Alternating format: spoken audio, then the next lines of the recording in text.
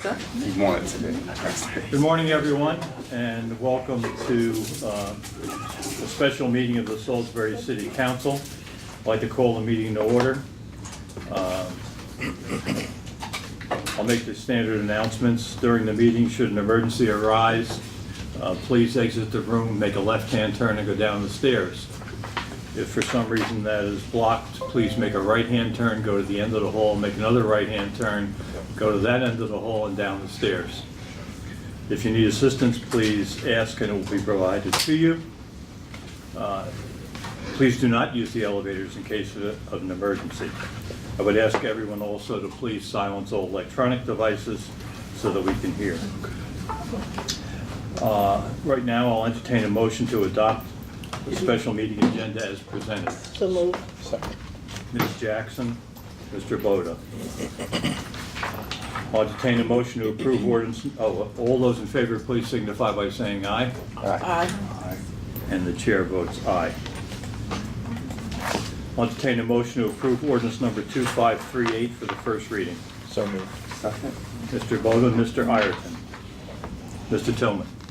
It's an ordinance of the City of Salisbury, Maryland, granting utility easement to Delmarva Power and Light Company across city-owned property, being portions near the alleyway located off Baptist Street and running along the northerly side of the city parking garage. Whereas the City of Salisbury passed ordinance 2519 on January 28, 2019, which was signed by Mayor Jacob R. Day on January 29, 2019, which authorized the granting to Delmarva Power of a utility easement over the City of Salisbury property in connection with the development of 132 East Main Street.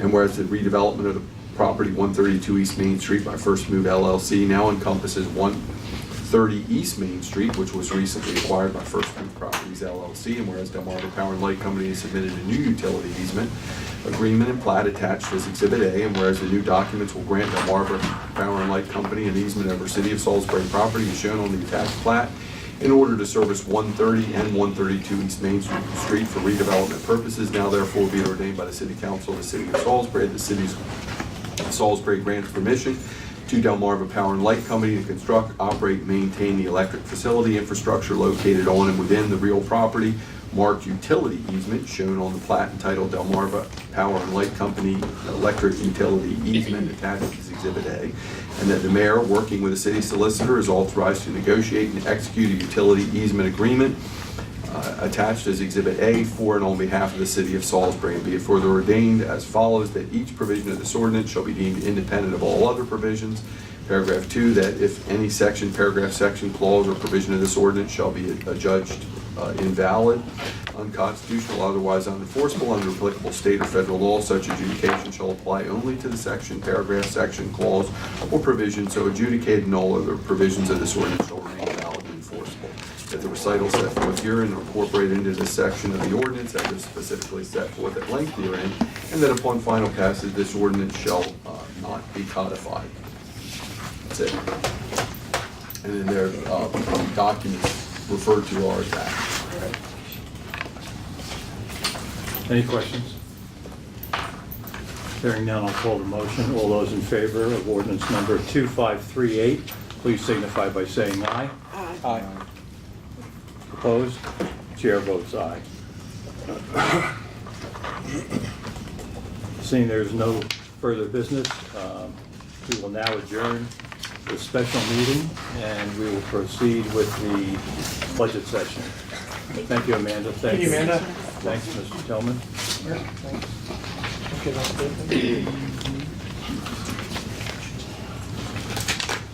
If I could just take a second to sort of go over roughly what's going to transpire today. We have a full day planned. Hopefully it'll proceed smoothly. The first thing that we will have, there's a little change in the agenda as it's published. We will do the Personnel Committee presentations first, and then we'll have the Financial Health Report by Mr. Cordry, and then we'll proceed with the department presentations. And we'll break for lunch, and my intent would be to have two short breaks in the morning and in the afternoon as well, to let us refresh ourselves. Okay, any questions? All right, First up is, on the personnel committees, is the police department. Please join us at the table. And if you would, for the record, please introduce yourselves. Corporal Jeff Hughes. Dee Lehman.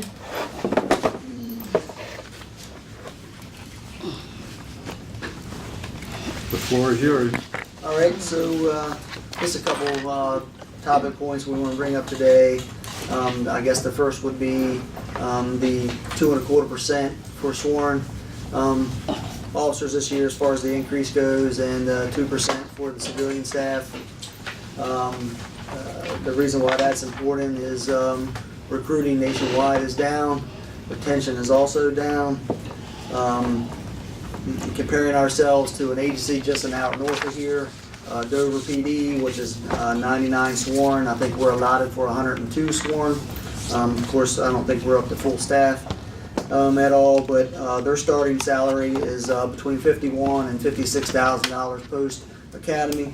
Our starting salary is at $44,000. Their retirement is 50% of their salary at 20 years. Our retirement is 50% after 25. They get 85% of their salary after 30. It's things like this that is driving the salary points up across the board as far as recruiting and retention goes. Because when an officer can go to an agency just an hour north of here and have that amount of money difference between starting salary and retirement versus what we're getting is kind of where we're having issues filling our open positions. You're talking about Federalsburg, significantly smaller agency, also about 45 minutes to an hour from here, and their starting salary is at $42,000. So we're only $2,000 different from Federalsburg as far as starting salaries go. Anything you'd like to add on that as far as civilians go? And I think Dover civilian staff is at 30. Civilians, I think we're at about 34, 35 civilian staff. So the agency size is the same, the population's about the same, crime stats are about the same. I mean, comparing ourselves just to Dover alone, we're not necessarily competitive as far as salary goes. Not to mention that the Maryland State Police is getting 17% over the next 3 years, and I think we kind of discussed that a little bit in your office. So, I don't think, and pretty much everybody in the agency knows that we're not going to be compared to Maryland State Police at all when it comes to salary, but we have to remain competitive, especially when we're trying to get qualified people in the door, which seems to be a big issue in today's environment. So that's on that token. Vehicles, we're constantly in need of vehicles. I know every budget year they ask for several vehicles. Sometimes we get half of what we ask for, and it's about 18 months before we even see the vehicles. By that point in time, we have numerous vehicles that are down and out. We're spending thousands of dollars on vehicles that were slated to be, done away with.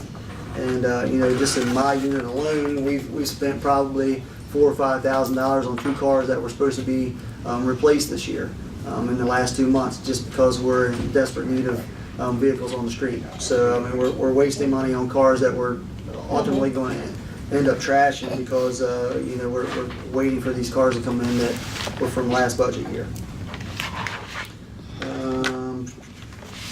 And the last topic point would be the on-call stipends for the specialized units. I guess they brought that up the last couple of years in reference to a stipend for the guys that are on call for whether it be CID or whether it be the hostage negotiation team. At this particular point in time, there's zero compensation for guys that are required to remain on an all-call status, altering their lifestyle to some degree, with zero compensation on that unless they get called in. So. Can I ask a question on those things? Are the Yes. specialized teams, do they receive the same pay as the? Absolutely. regular So, officers? yep. So DFC, which is a detective first class, gets the same salary pay as a police officer first class. So the guy working patrol with a set schedule of 12 hours is getting the same exact pay as the detective that's working Monday through Friday and being required to be on call, for a 7-day stretch. Gotcha. Yep. Thank you.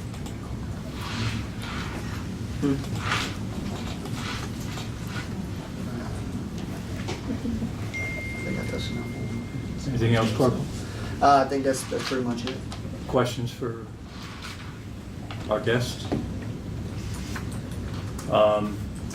We certainly realize the position that you guys are in terms of recruitment. And we've tried to adjust it, I think, to, when did we put in the guaranteed raise? For Is that the 2 years? or the PD pay scale is Yeah. three Couple years ago now? 3 years ago now? Yeah, I think so. Do you think that's helped at all in terms of? It's definitely helped as far as guys leaving at the bottom part of the tier, Right. for sure. What I do think though is that we're going to have to reevaluate that at some point because, like I'm saying, our starting salary is off. I mean, you're talking about an agency that's comparable in size, population, the whole nine, and we're $8,000. We're $8,000 off, almost $10,000 off, depending, and that's a big deal. And as far as like our retirement and stuff goes too, I mean, if you look at their benefits, their benefits are comparable to ours as far as like the health insurance and vision insurance and all that. So we have to remain competitive salary wise in order to get qualified people and to retain these qualified people. Do you know how many people you're down now? I think it's, well, some are froze, we have some positions are froze, but I think we're down like 7, Yeah. not counting the frozen positions. I think we had. Does that include the frozen? No, not No. frozen. So I think we were down, and here's the thing, and as far as that goes, so I think we're down 6, right? 6 or 7 sworn. And then if we are able to fill those positions, then I was hoping that maybe at some point they'll release those frozen positions. But we've offered like something that, in my opinion, would be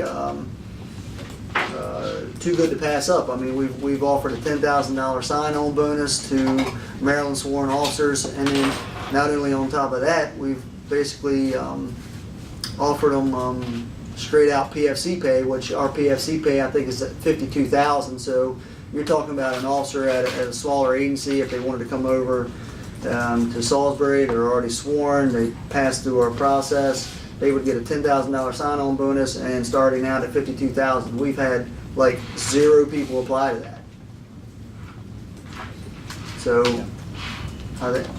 I'm not sure, what else we can offer these people to bring them over here. Was there like one person maybe? We have one. I think we've had one. One. Okay, well, we certainly appreciate what you guys do. I wrote along a couple weeks ago. Yeah, God bless you. it's busy. God bless you. And we are sensitive to these kinds of things. As you know, it's a balancing act, and we'll see what we can do. But it's real tough. And like I said, we do appreciate what you do for our citizens. And hopefully we can do better in the future. But it's going to be a rough year. I mean, we understand that, Yeah. I just think, over the next few years, that I think guys in my position are definitely happy with the current setup as far as the 2.25 step that we've put in place. But, as far as trying to get qualified people in the door today, that's ultimately going to stay for the next 25 years, which is what we want, right? We're going to need to reevaluate that at some point. I don't want to put you on the spot, but I am. Yeah. How's morale? It's okay. Okay. That's not good. Okay. Okay. Okay.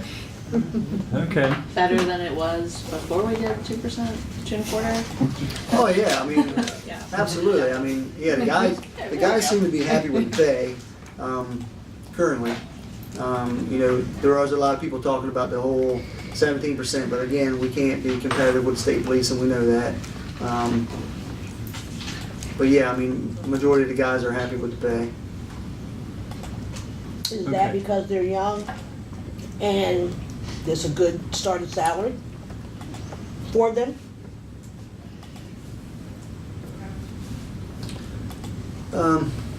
You know, I really couldn't say. I mean, you know, the starting salary is better than what it was.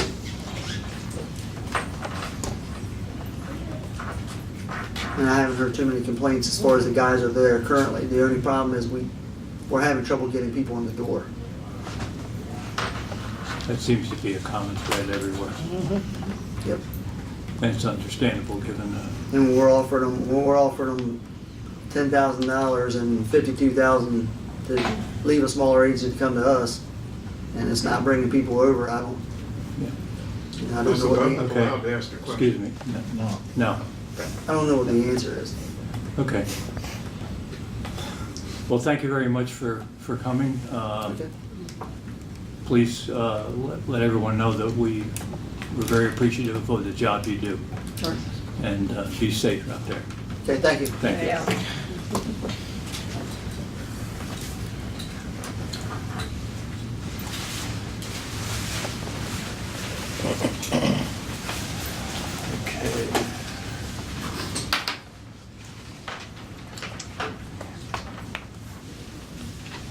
Next up, is fire out there? I don't think so. Is anybody out there? The budget on the city website, not in the Dropbox that Chris says is, Oh, you mean the original one, there was blank pages. okay. The second one is the one you want. You don't want the first one. And where is that? That should be, he sent a following, he sent a separate email with the new one. It's in the Dropbox. Would you like a sticker? Hello. Hi there. They sent you a loan? No, I got backup. You're into the little boys room real quick. It's not in there? No, I don't have it.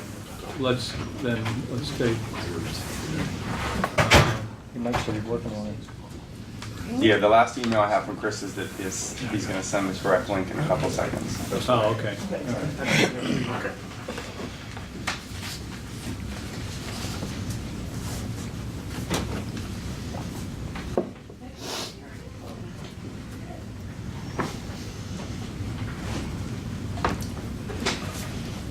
Here comes the backup.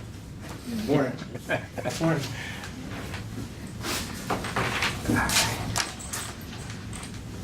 Good to go? Yeah, please, for the record, please introduce yourselves so All that right. we can, My name is DJ Hoster. I am the president of the Salisbury Career Firefighters Association. To my left is firefighter Ben Coons. He is our secretary. Appreciate you all having us this morning. I think this is a very important process. Wasn't sure how many of you would be here, so I have some handouts for you. Let's see here.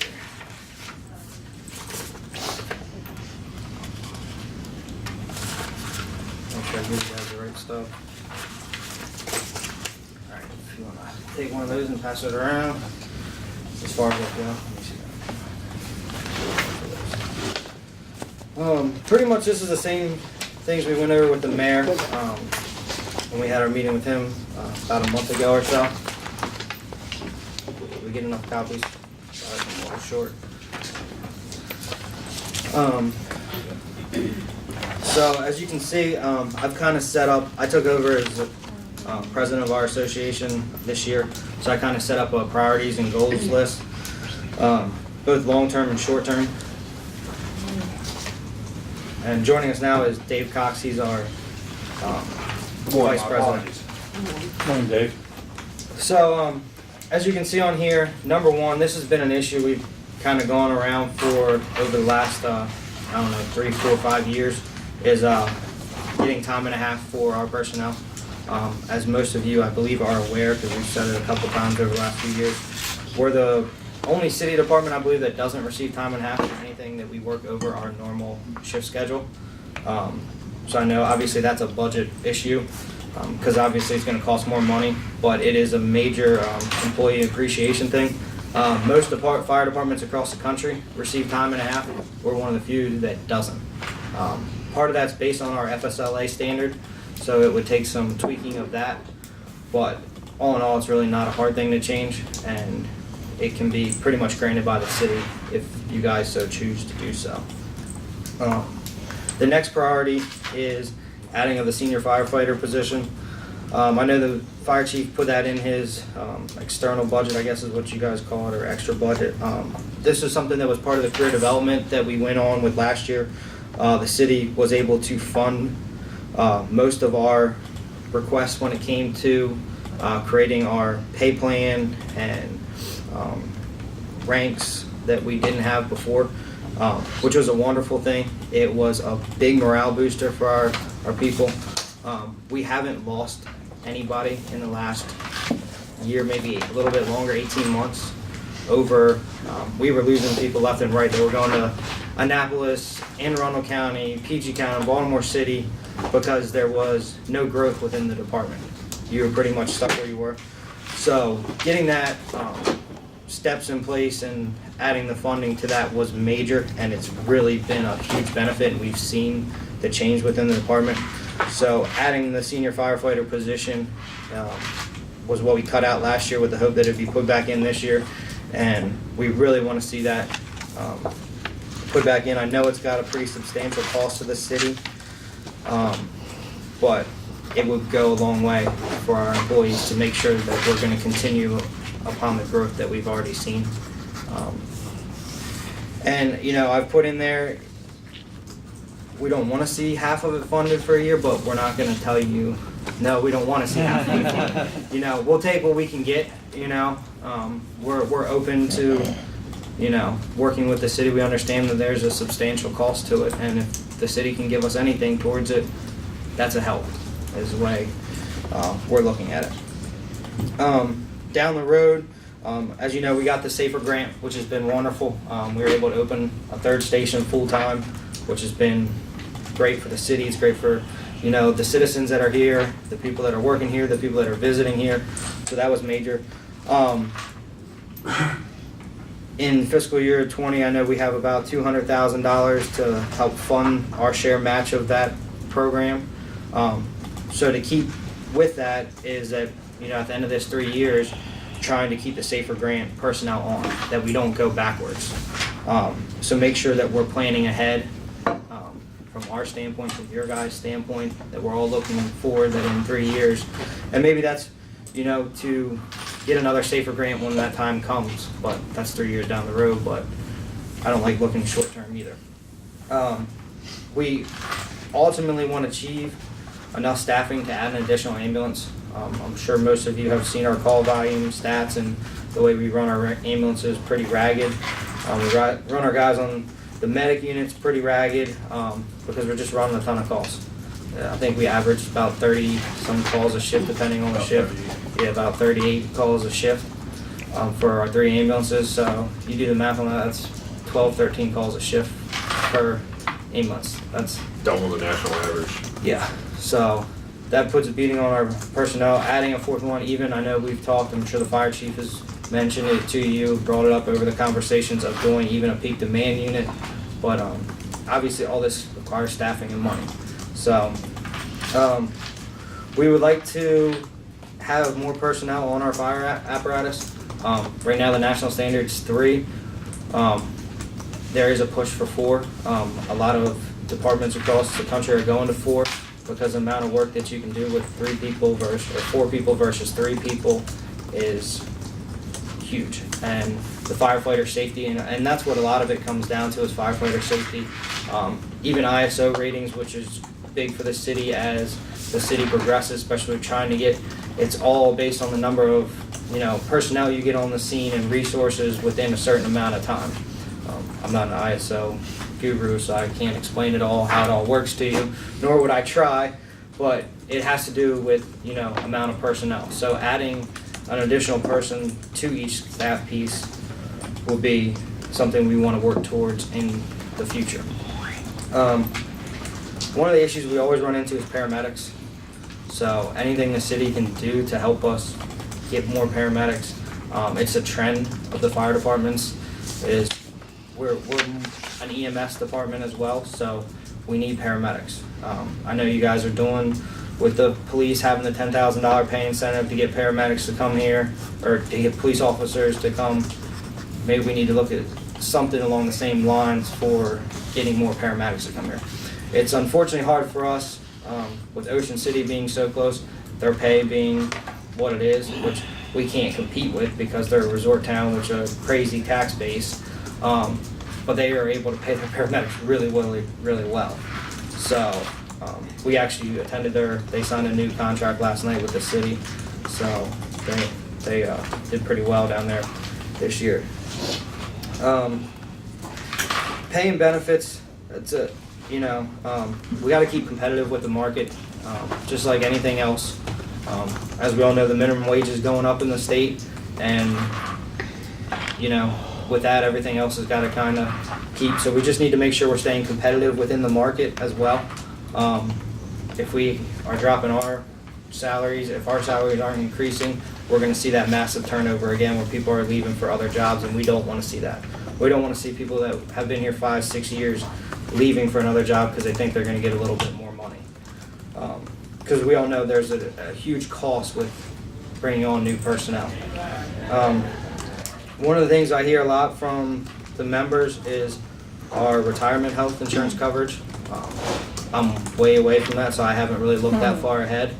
But from the retired guys, I know there's not much to it. I mean, I know there's some to it, but a lot of them say that it's costing them $600-700 a month, if not more.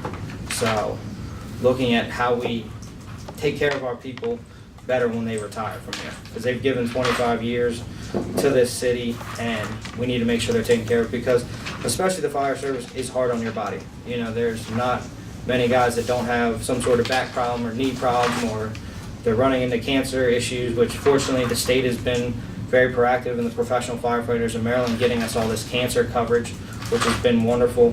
But you know, there's a lot of costs when we retire. We'd always love to see the years of service requirement. We're kind of constricted on that with LEOPS. You can only do so much because that's handled at a far different level. MSP is about 22.5, I believe, which we're on the same plan. And there's actually research that shows that having a lower retirement age actually benefits the cities and the departments because of the decrease in health insurance claims and workers' comp claims as personnel are getting older. So there's definitely a benefit to that. The last thing we have is, and this is something we've talked about for years, is paying our members to go to additional classes. We've made some strides in that, but we got guys right now they're taking a hazmat tech class, and they're giving up pretty much 2 weeks of their time, and they're not being compensated for it. Now they will get a stipend once they finish the program, but we've got, I think, 12, 14 people that are in this class right now, and they're not being paid to go to class. So I don't know many people that are giving up their time for that, but we have a bunch of dedicated members that are putting their time, their own time. They're giving up their part-time jobs to go to class to better us, to better themselves, to better the department. So it would be nice to see some sort of compensation for that. I know the city already offers to pay for college, and we get so much in our budget. I think a lot of the time we turn that back in because we just don't have that many people using college right now. Maybe we can transfer some of that money around, get creative with it, you know, even if it's a little bit for some of the people. But other than that, those are my goals, or our goals as a personnel committee. Some things we've talked about with the fire chief is increasing of our uniform allowance, because we've had additional people come on, so they need some additional monies for that. It's pretty minimal. I'm sure he'll go over all this with you. You've seen the budgets or the tentative budgets. increasing the part-time salaries back to what it was. I know it got cut down a little bit. That's an iffy one for me. I support it because our fire chief does. Anything that he thinks will benefit our department, he has done a phenomenal job with benefiting our department. So, but in turn, I'd rather see our guys have the opportunity to work the overtime hours and make a little bit extra money for their families than a part-time employee. I think part-time employees have a great help to the city, especially when we have things such as a festival and different events going on. Part-time is definitely a benefit to the city, but I'd rather see it increased in our overtime funding versus our part-time funding from a member standpoint. And then the SWIFT program, just to have it on the radar that if the grant funding ever does run out, to be able to keep funding that, because that program has been incredible for the city. I'm sure you guys have seen the press on it. But it's helped with our call volume, it's helped with our frequent flyers. But that is a phenomenal program, and hopefully it continues to grow. So just, keeping that in our radar. Other than that, that's pretty much all I have. I don't know. Gentlemen have anything, or you guys have any questions for me? Anything that I can clarify? Questions from anybody? I know I probably rambled a little bit. Appreciate it. All good points. I mean, I have a couple questions. Sure. On the first item on overtime, do you distinguish between call-in pay and overtime pay? So call-in pay is now what? As far as call and pay, what do you? A man misses a shift, they call you in. They call somebody in. Right now, we don't have a mandatory callback policy. I know they've worked on that. Generally, it's all somebody calls out sick, the on-duty assistant chief pages it out, and somebody calls in and says, "Hey, I'll take this shift." And they receive what pay? Straight time. Straight time. Yep. So they have to work 212 hours in a 20-day pay period. We work on what's called a 7K period. It's multiples of 7. 7 up. Yeah, 7 days, 12, 14, 20, 21, 28. We work on a 28-day cycle. So our normal work week would be, as the standard says, is 53 hours. We work a 42-hour work week. So you have 11 hours built in every Gotcha. week. Gotcha. So you have to work an additional 44 in that 28-day cycle to get to premium time, or what we call premium time, because it's actually our overtime. Gotcha. Okay. That clears that.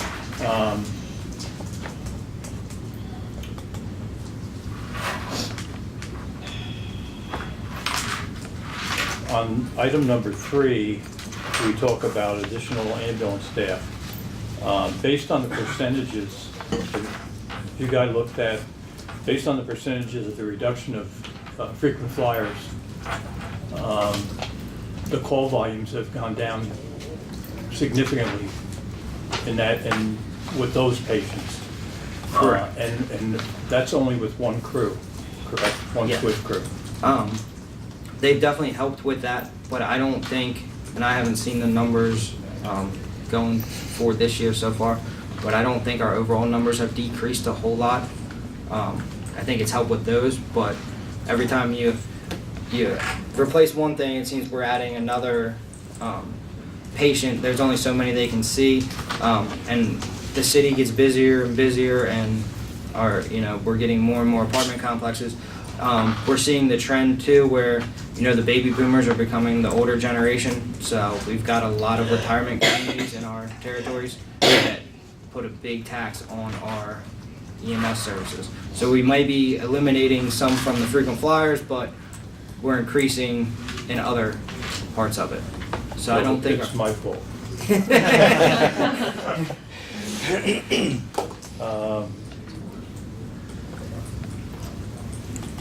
Another one that's sort of near and dear to my heart is the full staffing on each vehicle. Where are we, in your opinion? We're close. We've made big strides. Define close. I'm an engineer. So Ain't gonna get away, we're close. So when we got the safer grant, the one thing the fire chief did, which was wonderful, is he made sure that our minimum staffing on our ladder truck at Station 2 was 4. So we do have one piece that is staffed with 4 personnel. That's good. So when I say we're close, we got 1 out of 3. So, Okay. so we're 33% of the way there. You know, obviously to add additional staffing will obviously increases the budget to the city, but it's something that in the future we need to be pushing for. Cities out west, one of them, I think it was It's awesome. Austin, they just made it law that they will have 4 people on all their fire apparatus. That was put into law by their council. So that was huge. And I think you're gonna see the NFPA trend towards that. I mean, they're already working towards that. I think that's where their standards are gonna officially go eventually, but they're not there. But I think we need to work towards that. Okay. Make a good point about the signing bonus for paramedics. That's something we can look at, I think. Let me, this is not an easy one to talk about, but let me give you my perspective on retirement health. The trend in the United States, based on our medical costs, is not the best. It's almost an unknown. And this is, if there's one area that scares me, it's this one. I can tell you in the business side of it, the company that I used to run got out of the retirement health insurance business 8 years ago. And that's the trend for most private business, because the cost is just, not only is it hard to predict, but based on the current methodology, is very expensive. And the fact of the matter is that you alluded to the fact that the baby boomers are coming up, and the baby boomer firefighters are coming up, and it's very difficult. That's a tough one. Yeah. I will be honest with you, that's a tough one. The other one that intrigues me is this, and I think we need to see some numbers on this, but the pay for class versus college. If we put it in the budget and it's not being used and put back, maybe we should look at, from my perspective, and see if it's practical, paying for specialized classes that are approved by the chief. Because, you know, it's an exaggeration, but for someone to go in and say, I'm taking a class on home economics or baking, I'm not sure how that benefits the department. Agreed. That's why I think it has to be done. Although it might help in some of the guys. Yeah. We got a few members that could use some cooking lessons. Yes, I rode with you guys one day and I agree with you. So that's something I think we can look at. I will tell you that looking at the budget for the last 3 days in excruciating detail, it's a tough year. This is a tough year. And we obviously don't like to raise taxes. That's not my thing. But I think that if we can find and maneuver stuff, maybe switch some stuff around, maybe we can address a few of these issues. On behalf, I think, I speak for the council, and we really appreciate the work you do. Not easy. It's not easy. I know. And we make sure the membership understands that we appreciate what you guys do. I think we do have the best department around. So if you, and you can let the guys know that as well. Appreciate that. Anything else from anybody? I think I agree with you on a couple of those items. I think especially with the, what we have set aside as far as the pay for college item, where we could take it, if it's directed towards specific training for your jobs. I think that's, you know, that's an excellent use of that money. And not everybody wants to get the college degree. Some people want to stay in the field that they're in. And most of our classes that we do take are transferable towards college credits because they're all based through the University of Maryland Yeah. system. So there is a college aspect to majority of the classes. And I mean, it's one of those things, even if we start small where we say, look, hey guys, we got 100 hours available to pay for somebody to go to class, and you're in a 30-hour class, we can pay you for 5 and pay you for 5, and at least they're getting, we're working towards some sort of progression in the system, because I mean, we got guys that take a lot of classes and put the time in and the training in, and you know, there's guys that are missing out on part-time work today because they see the long-term benefit of it. Yeah. So, If there's nothing else, thank you guys. Appreciate thank it you. We very much. appreciate all the support you guys have given us over the years. It's been great, so thank you. Yeah. Have a good one. Good to see you.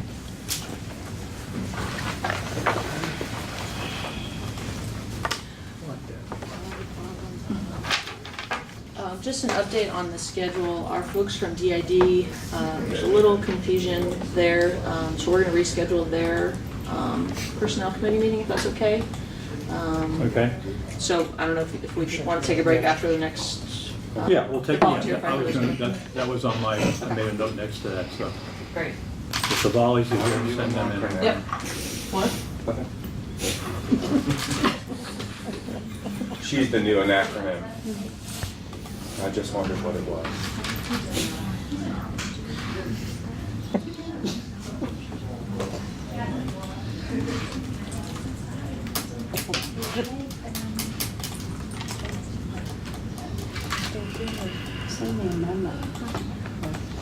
Oh, we forgot, you know what I forgot to ask him? About the step, the sergeants. The sergeant's step for firefighters? Well, they mentioned it. Yeah, I know, but I wanted to make a comment.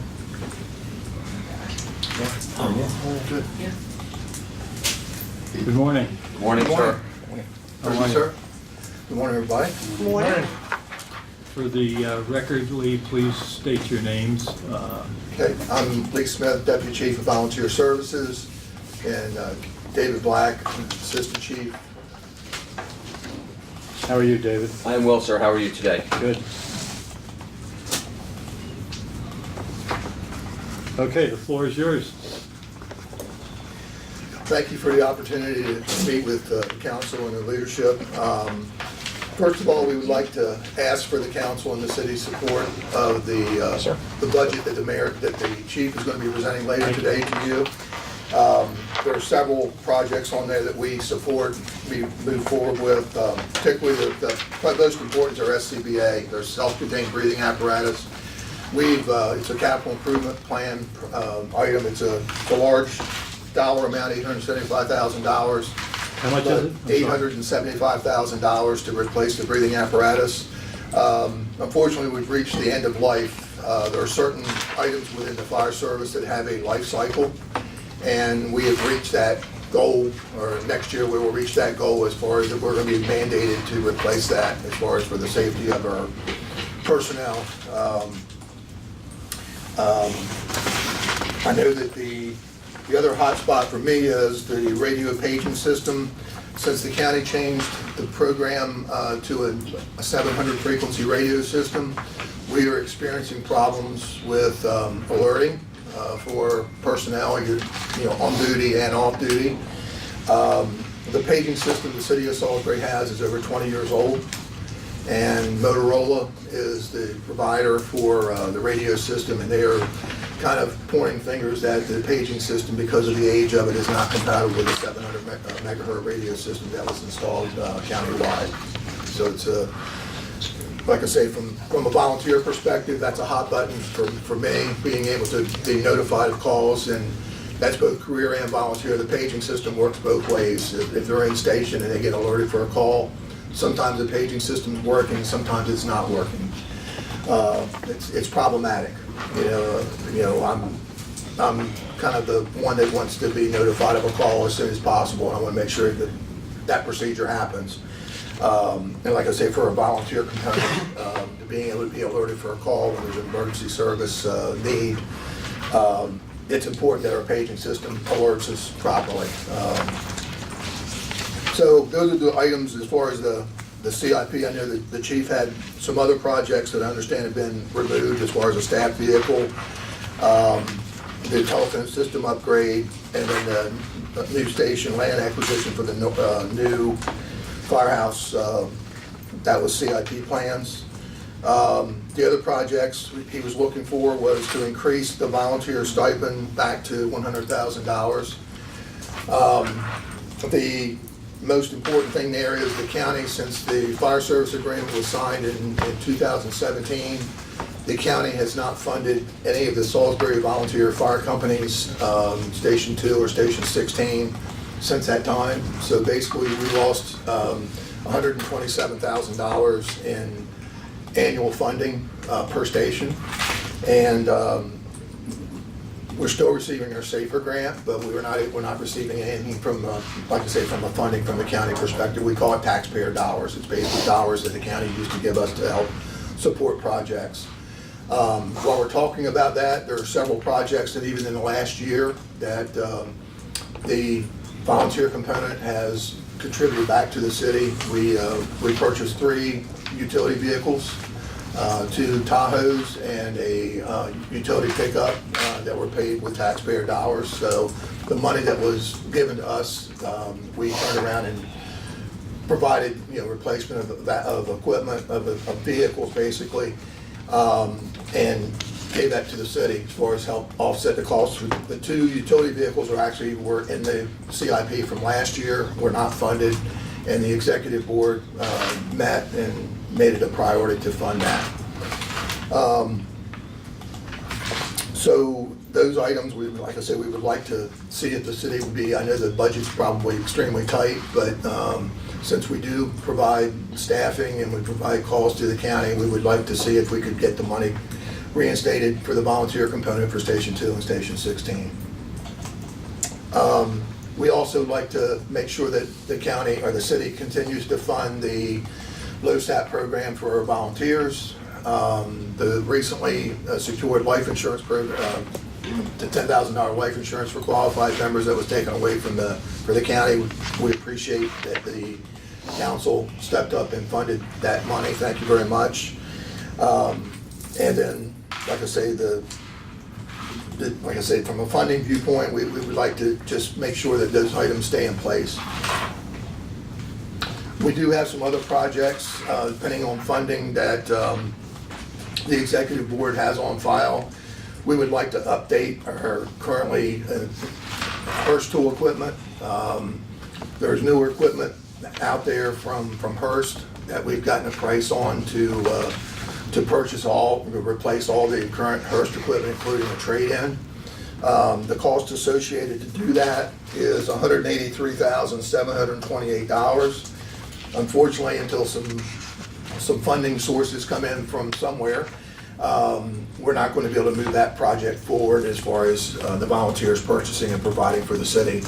The other thing is, every year we go by, that price is going to increase, and there's also a trade-in in the existing equipment, so that's going to go down every year we go. So basically, we've gotten a price from the Hearst distributor to upgrade all the existing Hearst tools, the rescue tools, on all the apparatus at all the stations. And so they've given us a price on new equipment as well as a trade-in value for what we already have. And like I say, I'm sure that figure net that you gave us? $183,728. Yeah, that's the net. That's including the trade-in. That was the proposal that MES, the Maryland Emergency Solutions, actually gave us, was $183,728. We were actually going to do a lease purchase from Hearst for that, so it wasn't going to be a lump sum of $183, but in order for us to commit to that, we've got to have funding revenue to support that.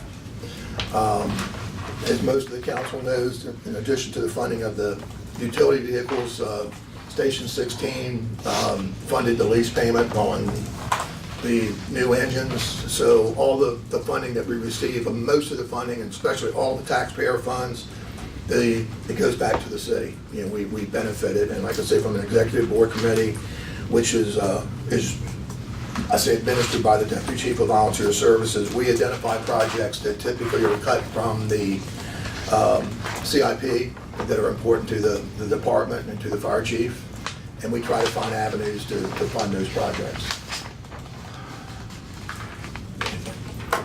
The only thing I have is I'm David Black. I'm the Assistant Chief of Volunteer Ops.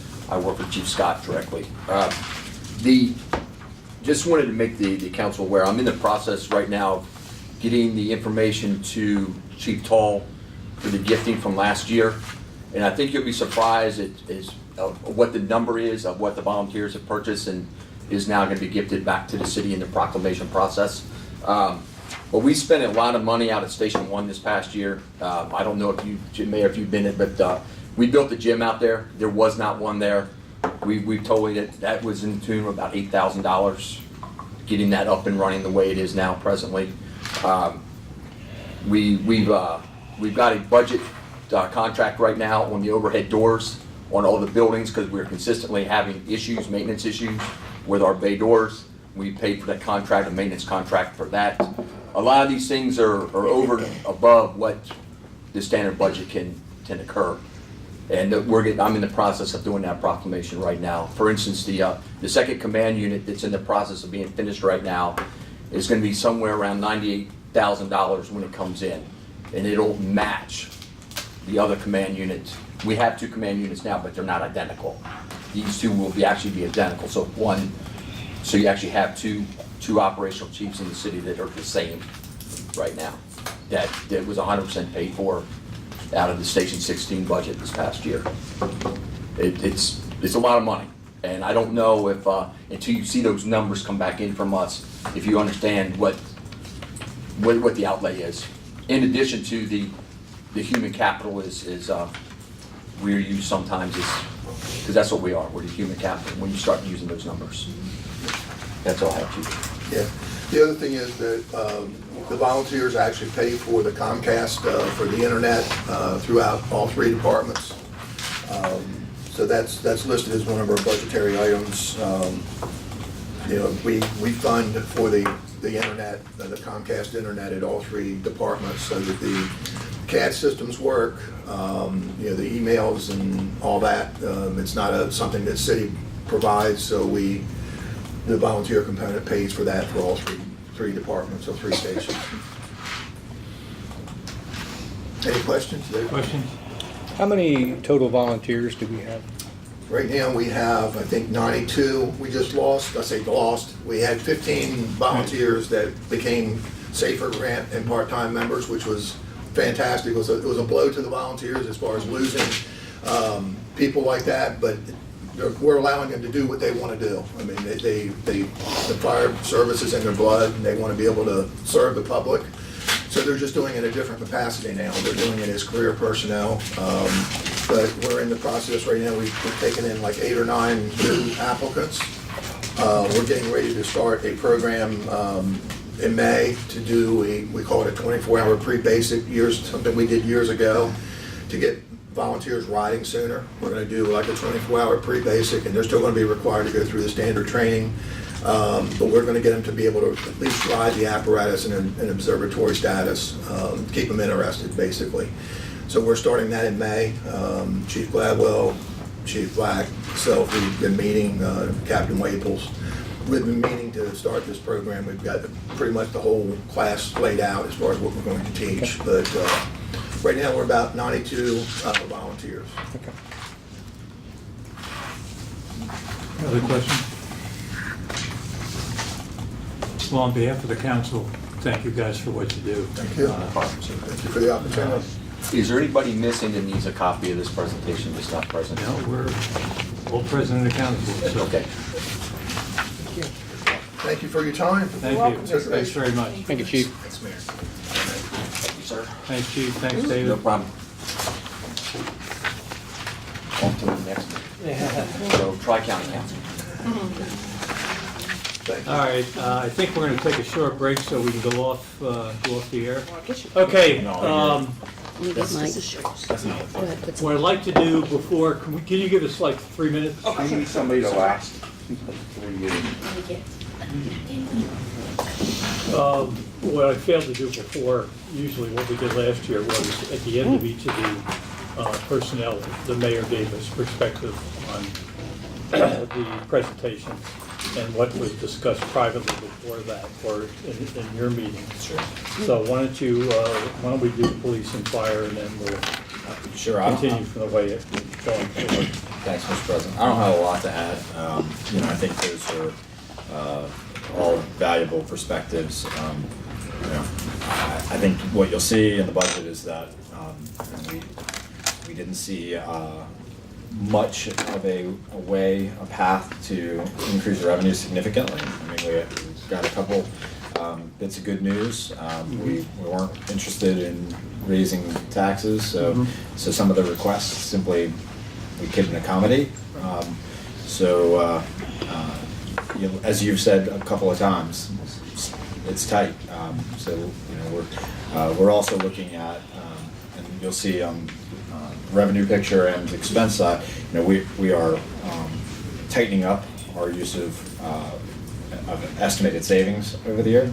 And the reason being is we're looking at just this looming and long-term impact of, and this has been going on forever, and we all know it, of the fire service inequity, and ultimately it just doesn't pay for itself, and the tremendous amount of services provided outside of the city, for where no one's paying for it essentially, creates a problem. And if we want to be cautious about that, which we're recommending to be cautious about that, it just means tightening up, continuing to tighten up. I think all of those are valuable. I think everything you're going to continue to hear is important. We just have to pick and choose wisely. Now, a couple of the things that came up that I think are worth just a little further discussion is the funding for schooling, for advancement toward things that serve the position. Right. Yeah, great point, great idea. The other that I think is worth bringing up is the potential imbalance with respect to police compensation here and elsewhere. If you look at the 3 positions that we filled recently, starting salary is in the high 50s.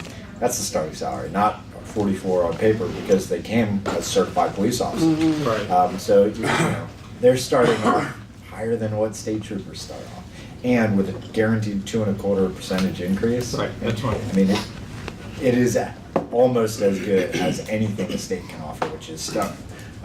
So I appreciate that on paper you could say, oh, look, we're out of whack with, say, Dover, but in reality, a certified police officer, once we recruit them, they're doing far better than they would in Dover or Federalsburg or Easton or Cambridge or Annapolis or Ocean City or anywhere else nearby. And now that means we have to recruit certified police officers.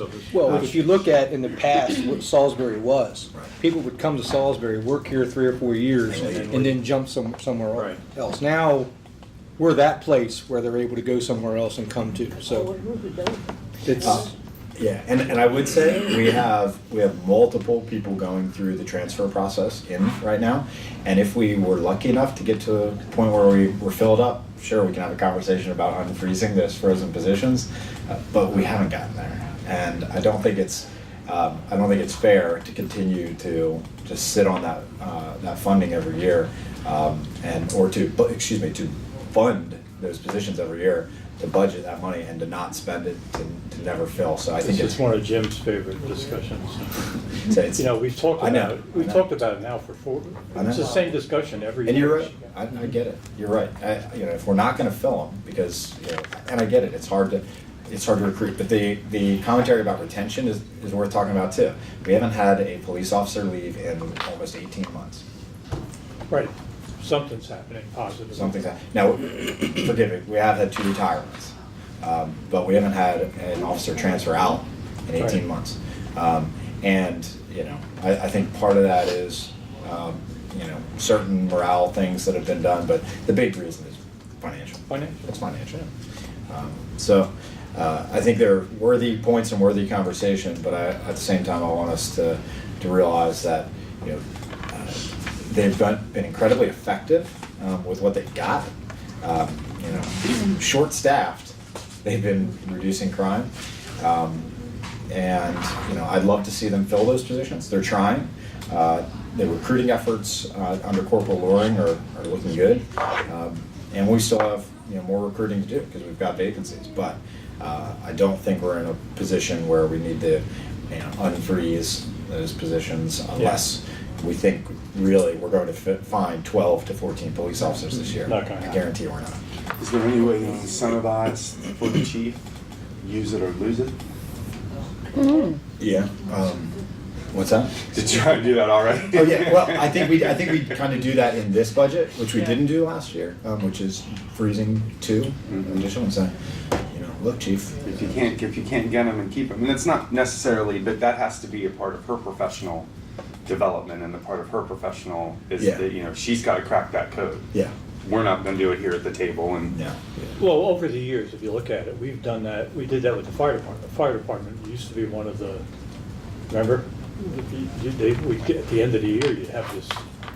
I think they were averaging $400,000 or something like that, in unused monies. It doesn't benefit anybody there because we need to be able to put the money where it's being utilized for the benefit of the taxpayer. Claims of retention issues, we hear in both departments, yet we haven't had anybody leave either department. In almost 2 years at the fire department in 18, that's not you don't have a retention problem. I mean, look at the facts, look at the numbers. There's not a retention issue there. Now recruitment on police side, I get it, it's an issue. There are incentives in place that we've put in place. We did have a bonus this year. It hasn't produced the results that I had hoped it would, but I think we've got to continue to get creative to try to crack that code. And yes, the police chief and her, I think in terms of holding somebody accountable, I think it comes down to ensuring that she's doing the recruiting she needs to do. The other thing that I'd like to see number on, because it doesn't make sense, on the 7-day rotation for the fire, if you use the numbers to get to the total number in 28 days, and they're talking about overtime pay for, I'd like to know how much overtime there actually is by definition, true overtime. Right. That's why my question about calling, because calling is really covered most of the time by people who are making up the hours to get to their 50, what do you say, 53? The terminology they've used is mandatory, what do they call it?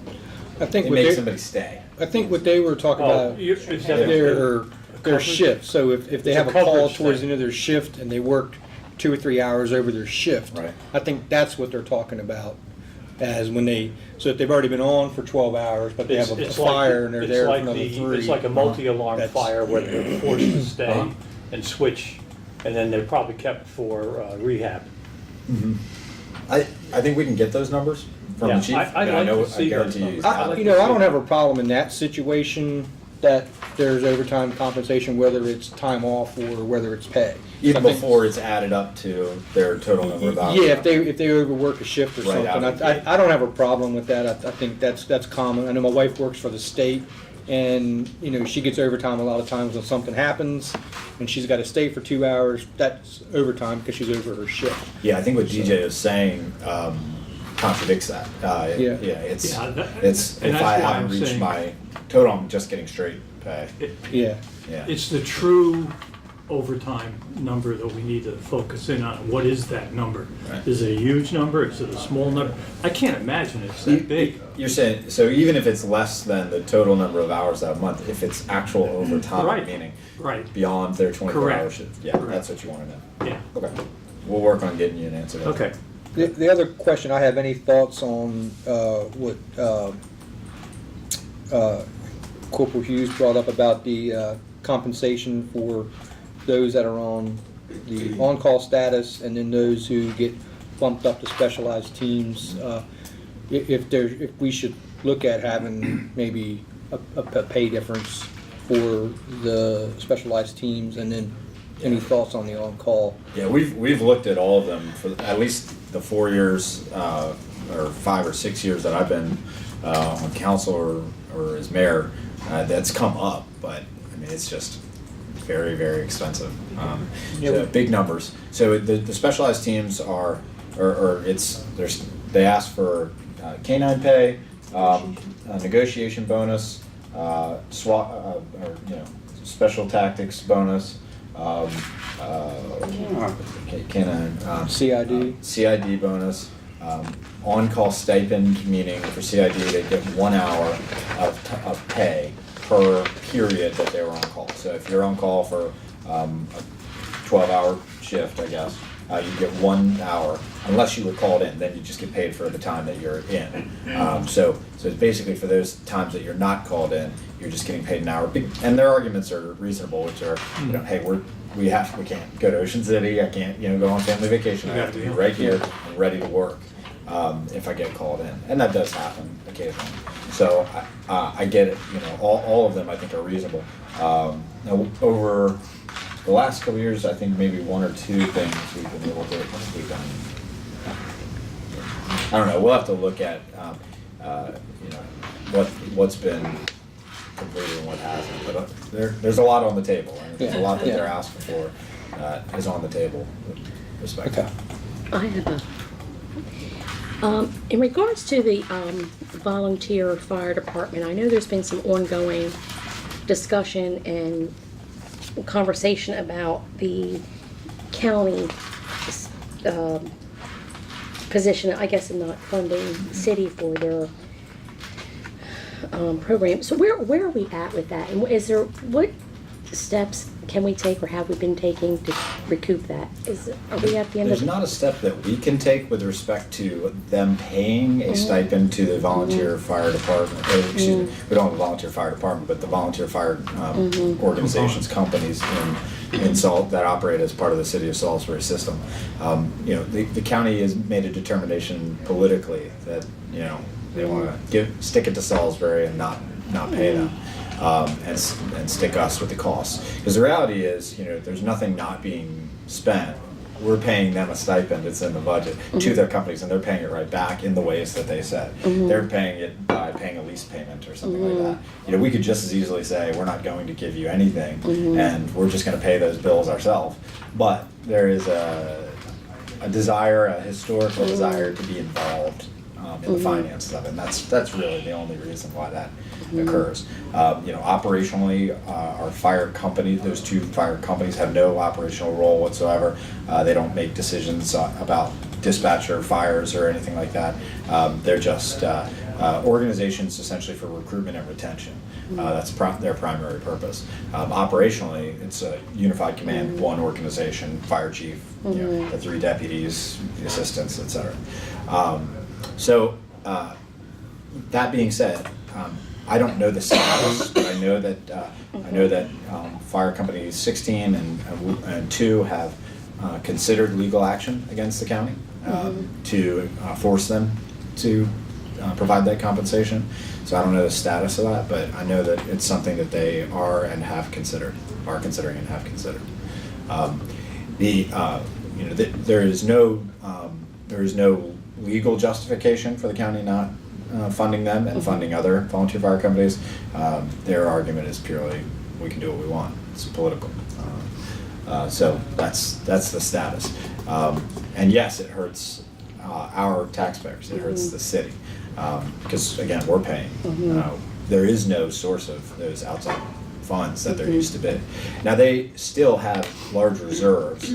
The volunteer fire corporations are sitting on money, and they're using that to pay for some of the things that were mentioned as well. It's not just what the city's paying them each year, and they're paying that back. They're paying more than that. They're paying some out of their reserves.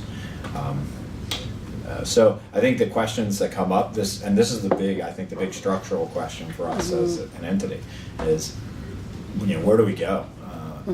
We've got 2 years left on this fire service agreement. Where do we go after that, or even before that?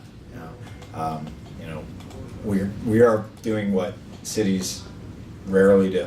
We're providing a service outside of our city limits to non-taxpayers, to people who are not paying taxes. We are providing that service. They are not paying for the service. They're getting it for free. Why are we doing that? And we're doing it because of life and safety. You know, we're doing it for public safety. But I'm over here wrapped. This will come up, Okay. this will come up. cut the wrap. I actually have Okay. a question about the fire department. It doesn't have to do with, over the last 5 years, if you look at the number of positions on the authorized position detail page, number 35, we shift around number of lieutenants, number of this, it all gets back to 26. I'm not really worried about them because I think with their safer officers, the idea that they still need money for overtime flummoxes me. It makes no sense to me whatsoever.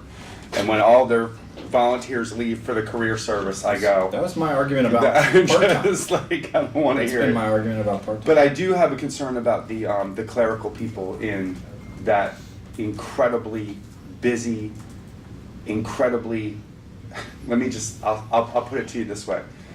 You've got one secretary, one answering the phone, and I'll say it like this, just guys everywhere telling everybody what to do because they all got a rank. With all due respect to everybody who has a rank, I've never had a rank. I may have had it once, you know.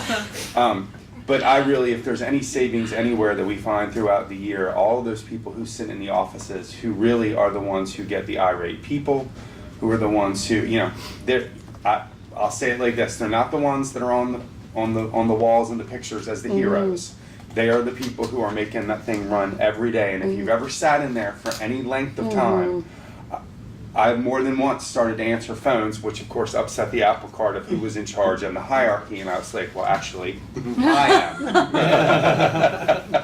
But if there's any way we can help any of those people in any of those departments as we go on, those people who answer the phones, I know that to be one of the hubs of information and hubs of consumers wanting whatever it is they want when they call. But those particular people that are in there do an incredible job, and if there's any way we can help them, I think everybody else is fine. I honestly believe that there's a lot of time to run their numbers and a lot of time to make their spreadsheets, and the people who really need our advocacy are the ones who are over there right now going, I'm sorry that person's not here right now. You know, so if we could do that, if there's any way, I don't know, are we going to keep a spreadsheet off to the side if we find anything When good? Keith comes, the ad. Let's do it on our paper first. No, we make him put, he I know. actually puts it up when we're sitting I there, know. so. I think it was last year, at least one of them got an increase, I think both of them, but certainly there's always room for. There's always room now. Yeah, as you know, those positions, clerical, administrative positions are not compensated at a high level. No, they're so, not. So, Okay. bottom line on fire volunteer, you know, I think we're gonna have to come up with some solution. And I don't think we're going to get a cooperative partnership or relationship down the hall. You know, so the question is, how are we going to fix it? Well, I think that all comes down to development of a strategy, that, how we're gonna go about it. And, you know, there's different approaches. We tried one approach. We'll see. Yeah. And this, of course, goes into the bigger inequity that we remain the only county, the only one in the state of Without Maryland differential. that does not have tax differential. Yep. We're the only county government that abuses its core citizens, and where 92% of its businesses are located. You know, the only county. So. And for the record, just so to make sure we clarify, we're the only county that doesn't have a tax differential no or mechanism. stipend. Or stipend, has no mechanism. Has no mechanism at all Of equity. to offset. None. Okay. My thought also, just put on the table, not that we could do it, but a fire tax district. I mean, Yeah. I mean, you know, they do it with school districts and stuff in various areas, and a fire tax district would. There are lots of different ways to Yeah. get there. I mean, a flow fee, a fire tax, there are lots of different ways to get there. But the bottom line is, there are people getting a service, not paying for it. Yeah. And that's Yep. a problem Okay. for all of us who are paying for it. We're ready.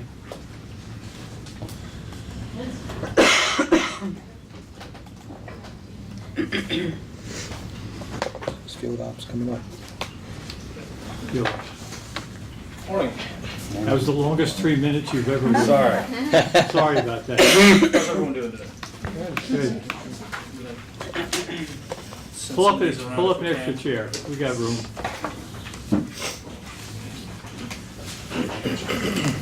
Thank you for meeting with us today. For We're the- the Field Ops Waterworks Personnel Committee. For the record, would you please state your name so we can get you on the... Peter Torgo, Traffic Department. Gary Bradford, Street Department. James Collison, Utilities. Thank you for Okay. your time. Go right ahead. Does everyone have a copy? Yep. Do I have to have enough? Okay. As a committee, some of our concerns are fairly universal, including pay study pay increases. It's been more than 5 years since the last pay study. I'm sorry, I don't have the exact date on that, what the last pay study was. But it is currently, a number of departments have expressed that open positions are being hard to fill with qualified candidates for the starting pay that we're offering. I know, for example, in my department, the street sign pavement marking tech position has been open for several months. And the pay that we're advertising for that position is about the same as what Aldi is offering for a part-time clerk. So we're really having trouble filling that position with a good qualified candidate. Other departments have expressed the same thing, that open positions are staying open with fewer applicants than we're used to seeing. Does anybody else have any other examples of that? Anything off the top of their head? Some of the other departments aren't here today, sorry. But that was a universal concern, and especially as the potential statewide minimum wage increases would kick in. Some of the positions now would become minimum wage level jobs that we really don't feel would be minimum wage level work requirements. We also are seeking, again, any sort of compensation for the on-call status that the employees have to participate in, especially with now that there's an effort to move to, especially in field ops, to scheduling on-call for a full month ahead of time. You're asking employees to make a commitment for a week or more at a time, a month ahead of time, to be on-call status, which means no traveling, and basically being able to respond to an emergency situation, usually within less than an hour. It does have an effect on employees' availability for second jobs. Volunteer firefighters have expressed concern that they feel like they have a hard time filling their shifts when they need to be able to respond to city-based emergencies. Even if nothing happens, you still need to be available, so you can't take shifts at the fire department or a second job, because then you'd have to leave. You might have to potentially leave in the middle of your shift to deal with the situation. And right now, the on-call status is completely uncompensated. Our original agreement, or our original ask for that was just, even if it can't be actual monetary amount, but some sort of reward of a few hours of comp time for a week's worth of being on call, just some sort of compensation. Another universal concern was that the festivals that we've participated in, while everyone agrees they've been successful, they had placed we feel like they should have their own budgets or accounts for purchasing.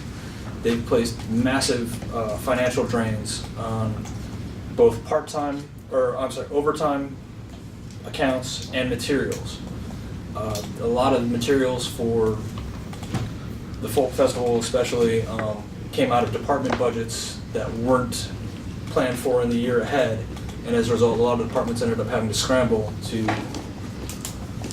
felt like they had to scramble to make ends meet by the end of the budget, because a lot of money had been diverted to supplies and materials and setup costs for folk festival. Now we know that a lot of that stuff, the infrastructure is now in place, so some of that will be single-time expenditures. They won't be repeated this coming year, but I'm sure there still will be some. And again, the overtime budget, that took a substantial amount of overtime from everybody who was involved. And again, the overtime budget wasn't increased for the year. Anybody have any questions or anything so far?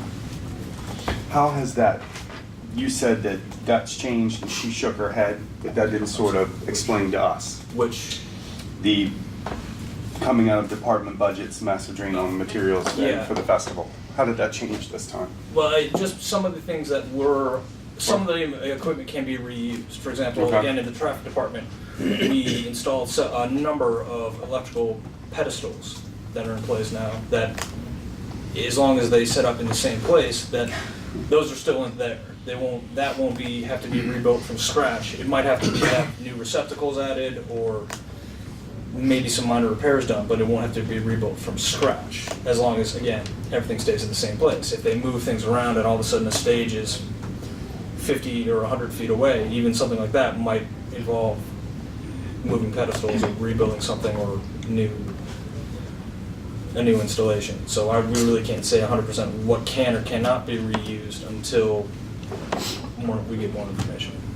You'll see later, when we do field ops this budget, we have tried to increase some of those overtime budgets because they haven't been realistic with sort of the last few years. And if we get a big snow, we were lucky this year, that budget is wiped out. So trying to be more realistic. I do have a question about overtime and comp. Sure. You said,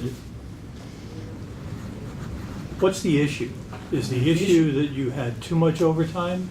For overtime, yes, that's what we've been told, is that a lot of departments have completely exhausted their overtime budgets well before the end of the year. And a lot of that went towards the folk festival, the marathon, all the new events that, again, everybody agrees is successful, but we still have to pay everybody for being out there and doing traffic control for the events and set up and take down. So it's not a personnel issue as much as it is a total Special expense events. issue? Yes. Oh, Yes. okay. A lot of, Because and you're then- getting paid overtime. Yeah, when you people are get pulled getting in paid for overtime, but Okay. it's just that there's not always enough money. And then by the end of the fiscal year, that account's dry. So they'll have to transfer money around to find more overtime, or people will be encouraged to work for comp time. I get you now. And Okay, I thought you weren't getting paid. Okay. no, as far as I know, everybody's either getting paid or taking the option of comp time, which I is figured very they much, would be, otherwise we'd hear about it. which is very much appreciated. A lot of, especially the newer guys, really appreciate the opportunity to build That's what I up was saying, some serious overtime, comp I time. don't, that's usually not an issue, getting paid for more overtime, but No. your point is from an overall management point of view, more realistic budgeting for overtime. Yes. Now, I'm sorry if that wasn't. Okay, fine. Any other questions on any of?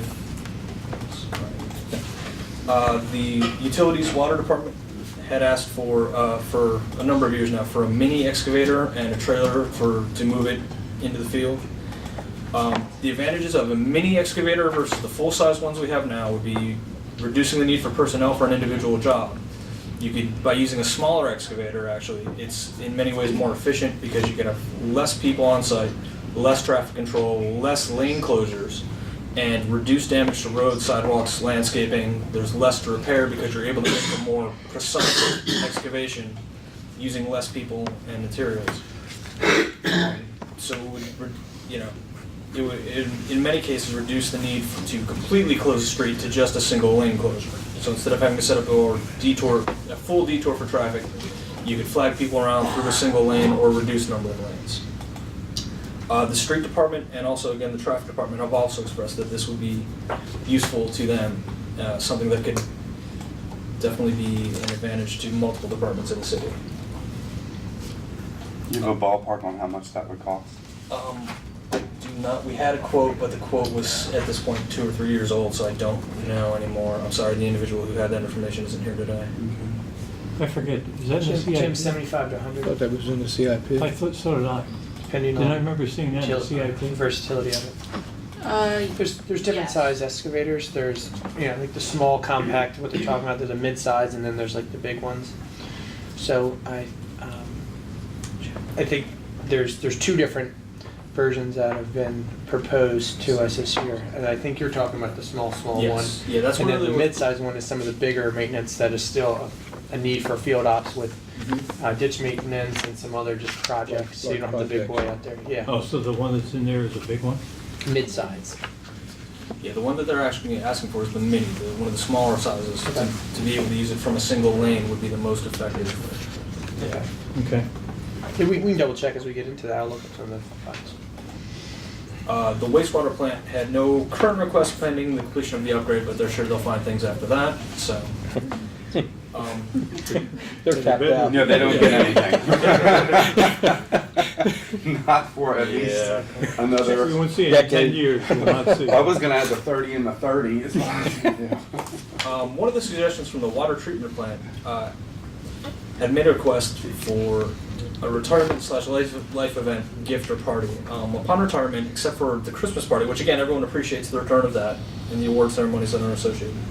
Individuals only receive any kind of a party or a gift or even a cake if the individual employees in the department or take up a collection, or someone, usually a supervisor, just foots the entire bill for the event.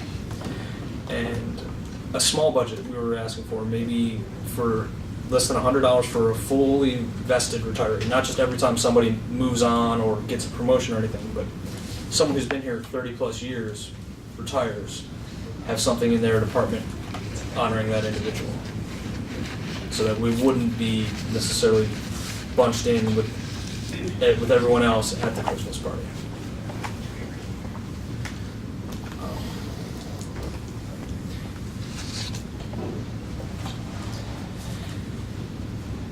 I know in the past, there have been things like that. I don't know who paid for it. But I know there used to be, when I first started here working in, I know I'm taking up other people's time right now, but in what is now field ops, when an individual hit a 30-year retirement, we would do the group cookout, long lunch where they would do hamburgers and hot dogs, something relatively simple, but everyone from that department from field ops would get together, and we would have a long lunch honoring the individual, and people from other departments would come in and speak about what a great person they were and everything else. So it really did make a difference in people's retirement too, because a number of people who have retired since then have expressed that. I have heard that sentiment from a number of people saying, well, back in the day they used to give us this, and it has affected morale for some people. Traffic department, we have a list. At this point, we're really kind of overwhelmed and understaffed. We have an open position now that's been open since, I believe, January, and we're having a lot of trouble getting a candidate in just for the street sign and pavement marking. And in terms of electricians, we could use up to a full crew of another electrician. So right now, as it is, we can only do emergency repairs, it feels like, and trying to keep up with anything else, do any preventative or even just all the small requests that we get. We're just really struggling to keep up, and there's a lot of there's a lot of things going on right now that we just can't physically keep up with. What we would like to see is 2 complete crews, one to focus almost entirely on streetlights and streetlight repair, and one to focus mainly on all the other smaller projects, installing outlets, repairing lights, etc., that often go to outside contractors now, especially for things like the zoo, fire department, and SPD. Sometimes we just can't get them on the schedule in a reasonable amount of time, and some of these jobs go to outside contractors. We would also like a smaller bucket truck, something similar to what the Comcast, what the lineman vans use. You're looking for a Ford F550 service body with a 40-foot work height. That would be enough to repair, I believe they said 90-something% of the streetlights in Salisbury. And currently, right now, our large bucket truck T5 is the only bucket truck in the city, and that truck has, quite honestly, been a lemon. It's between June and December of 2018, it's been out of service for more than 12 weeks. It's been 3 weeks now that the bucket arm hasn't been functioning properly and safely, and essentially it's a large, expensive mobile toolbox right now. We keep having a number of problems with that truck. Versalift, the people we bought it from, have been out here and made multiple repairs. It's been up there. It's just, unfortunately, not very reliable. That's not that old. No, it's not. It's a very new truck. I believe it's less than it's 2 years or so old, and it's been giving us a number of problems. And at this point, we've been told it's out of warranty, so we're paying for any of the repairs that are made to it. I'm not sure exactly what happened with that. But I know there was talk too of getting rid of some of the Delmarva Power streetlights and installing our own streetlights. That's something we've been talking about. If that was going to happen, there was the city purchasing a boring machine. This is a machine that would enable us to install an electrical conduit underground without having to trench and dig up everything, including sidewalks, landscaping, driveways, all of this. This would allow us to force a tube underground from spot to spot and seriously minimize the amount of excavation that would have to be done, as opposed to currently with our equipment, if we were going to move from one streetlight to another to install the underground conduit, we'd have to literally dig a trench all the way down that side of the street. A boring machine we were looking at would cost approximately $250,000, but the cost per streetlight to do it now via a contractor to go from one streetlight to another is about $2,500. So if we were talking about switching over hundreds of streetlights, which again I don't have the exact number of DP&L streetlights that were going to be converted over to City of Salisbury owned streetlights, that machine would pay for itself in 100 streetlights, which, as I understand, would be fairly quickly reached. Is this, I should do this. This is what it would cost us if we did Cypress Street? Cypress Street, I believe there's at least 6 lights, so you'd be looking at, yeah. But that's part of it, is just trying to get the One of quote. my favorite topics. Yeah. Yeah, but I mean, we're looking at the cost of just to get from one street light to another. Yep. A street striping machine, currently, in order to get any of the roads in Salisbury painted, just to get the center line and the white lines that are at intersections, the only time we have available is with State Highway, is the contractor we use to paint the street lines. They're also kind of overwhelmed and overworked. We can only get a few hours or a few days a year with them on the schedule, and we just can't keep up. We don't, as a city, have a machine that is capable of painting the lines down the streets. We've tried using other contractors. They've proven to be 5 to 10 times more expensive because they're for-profit contractors as opposed to State Highway, who's doing it essentially at a cost. And the other contractors have been unreliable in terms of scheduling and, quite frankly, quality of the work too. So we've in the past asked for, there have been multiple quotes submitted for street striping machine, and it keeps getting kicked out of the budget. T6 is the supervisor pickup truck. That vehicle is over 10 years old. It's having multiple issues. They've had to install an improvised push button start on it.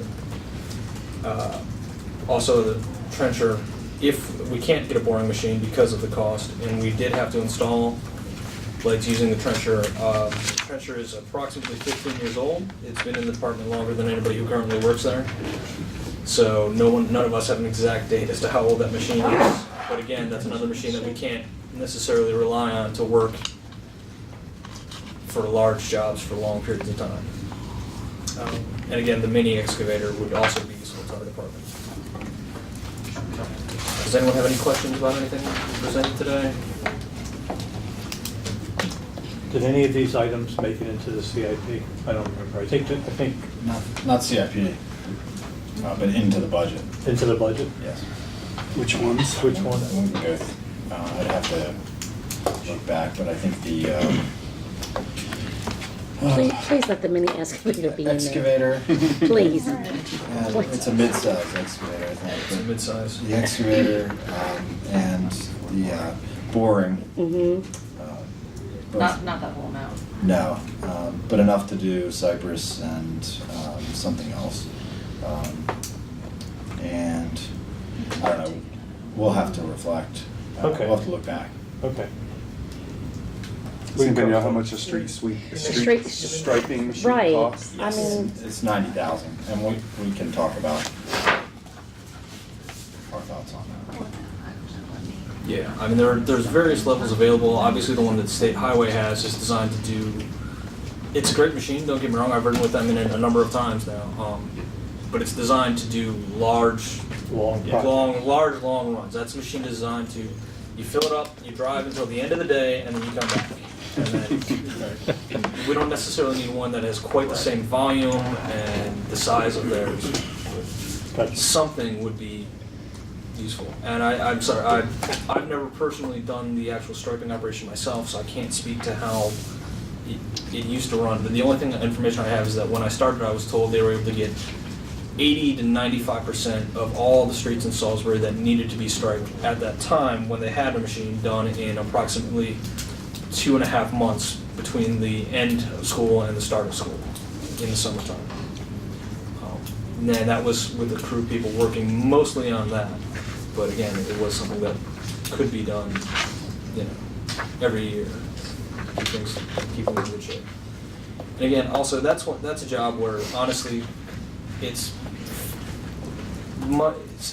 several times faster to overlay existing marks than it is to actually have to start from scratch. If you're able to just go through and freshen up and repair existing marks, you can just roll right down the street. But if you have to, for example, trying to lay out Isabella Street from scratch, that's a long time-consuming process to measure around all the chicanes and all the bump outs. It's much faster to just drive. Yeah. Very diplomatic way of saying Any good questions? job, better not good. Any questions from the council?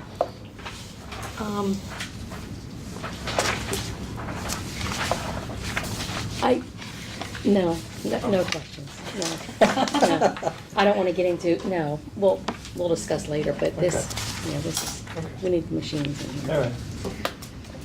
I think the on-call status issue is another one we can discuss and take a look at. And I think it might be worthwhile just to maybe set something up citywide for something like that Yeah, instead 'cause of that's not department by fair. department, because this is the third department today that's talked about this.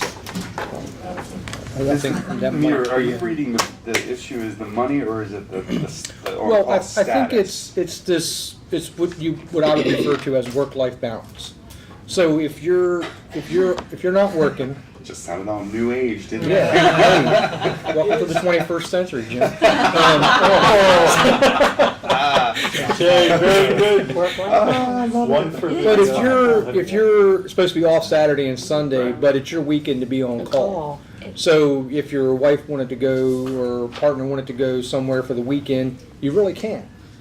As an example, And that's, you have to, at least if you do go anywhere, you gotta be where you can respond within a half hour, 45 minutes to get in. If you do, for example, go out and about, we've had employees who, like I said, who've had trouble keeping up with the number of shifts they need to be at volunteer fire departments because they can't stay overnight waiting for a fire to happen if they're already waiting on call for their other job.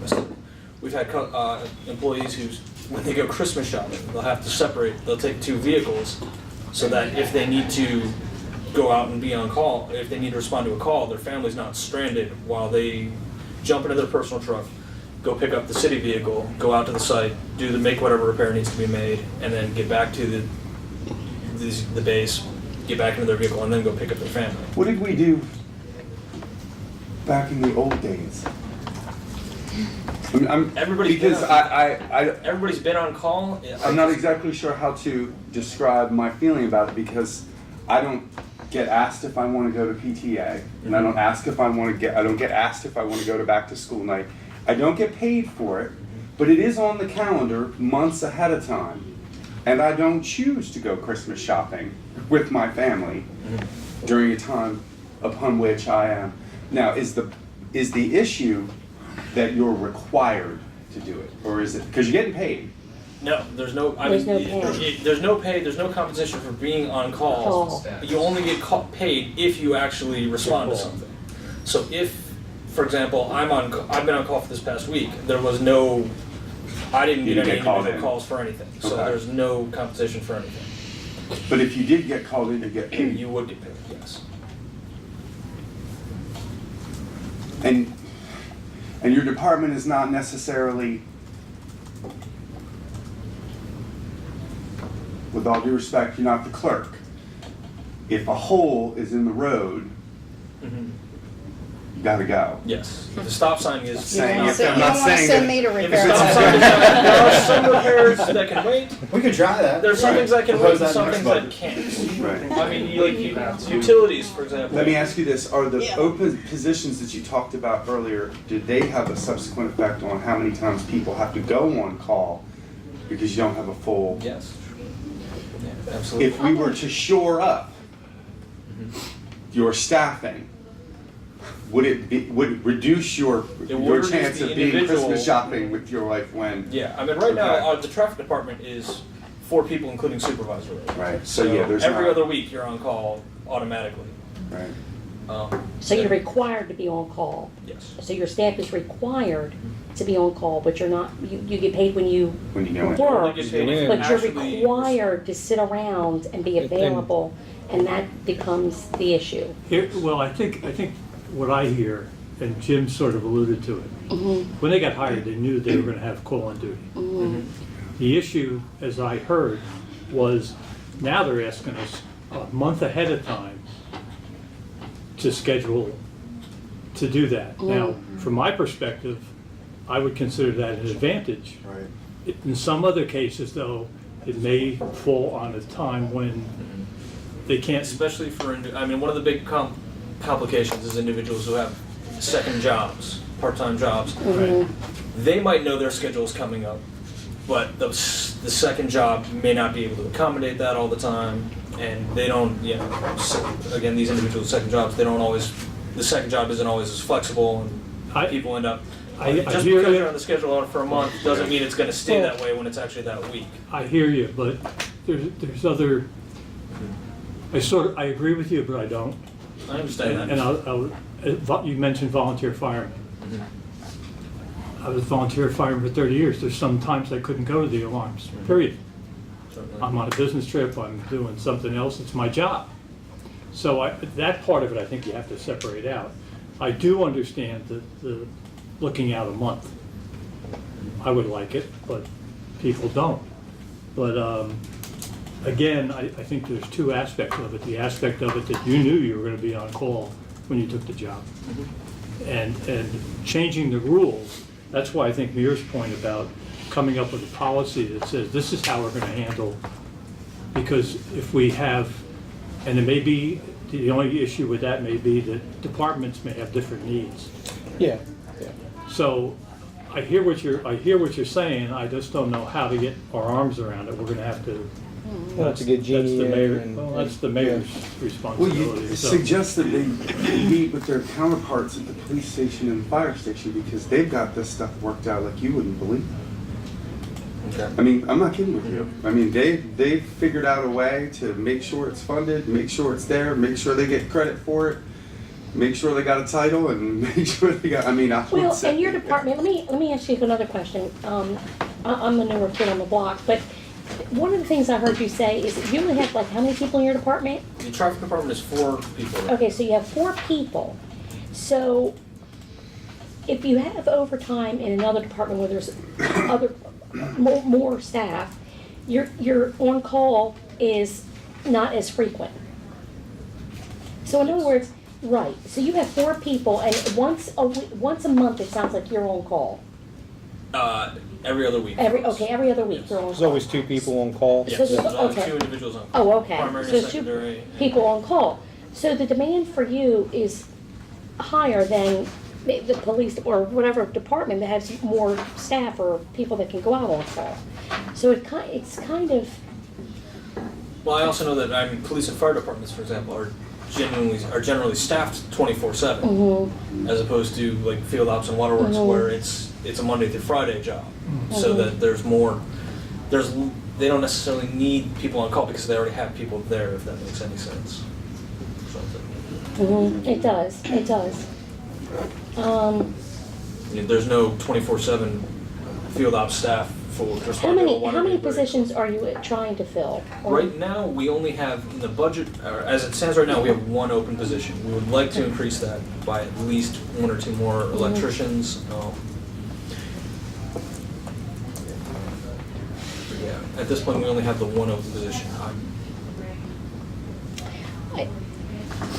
I just do think that well, we'll have a bit bigger discussion about this, but I do think that the on-call burden, if you will, even though they knew that you were gonna be on-call when you were hired, also there's a different element to your on-call demand than other department on-call demand maybe, because there's only like 4 people, so. And just not, also, just because you're not necessarily, you're on call, you're not on call for the week, doesn't mean you can't be called in. I mean, especially for utilities, if there's a water main break, that's a much bigger job than a 2-person fix. If they have 2 people on call, how many guys will they actually end up needing on a water main repair? 4, 6. So, at that point, they're gonna call through the list and go through and find volunteers who are able to do it, because these people aren't necessarily on call, but they need to come in and respond. Just because they need the bodies, they need equipment operators, they need truck drivers. Okay, it's a difficult one, you know, and we're not alone, we had 2 other groups say the same thing about Copeland, so. I mean, one of the suggestions that we had as a group was 3 hours of comp time or so a week of being on call. Not necessarily something that would have a much. Something that wasn't necessarily a financial amount, but something like that would just, even a few hours of comp time for being on call status would. It all costs money, because when you use the comp time, somebody There gotta is be some there, yeah. and you're gonna have to pay them too, so I hear what you're saying. I like comp time, but you gotta watch it, because you can end up. Sure. But this is an issue that's gonna have to be resolved, and it doesn't fall into the council's purview to resolve that issue. The mayor is obviously gonna be on top of it, so, and his staff. Any other questions from the council? Well, thank you. We appreciate what you do. Thank you for your time. We appreciate what you do, and it's amazing the amount of work that you guys do, all hours of the day and night. I see you out there. Thank you very much. All right, thank you for your time, everyone. Thanks, guys. Should we send in the next group, or do you need? No, we'll get a couple minutes. Thank you. Mr. Mayor, comment? Yeah, a couple things. I missed part of that, and maybe Julia or Andy can weigh in on anything that I missed, but, let's see. One of the excavators, I know made it in, I think it was a mid-size. I know that they see value in having 2 mini excavators. We don't. I think it's redundant. Boring. Some money was put in for boring, not the full request, but some money was put in this year to address. Under contractor, it sounds like. Under contract. Gotcha. Yeah. Gotcha. We think we'd end up investing far too much money if we tried to do it. If we tried to make that a core capability, which it's not right now, we think it would end up having permanent positions, permanent equipment, maintenance, everything, plus the actual cost of the work. The striping, I love the idea of having a striper. The problem is, we just, as you know, awarded a contract citywide to zone striping, to do all of our striping, on a price that is as cheap as what State Highway was charging us.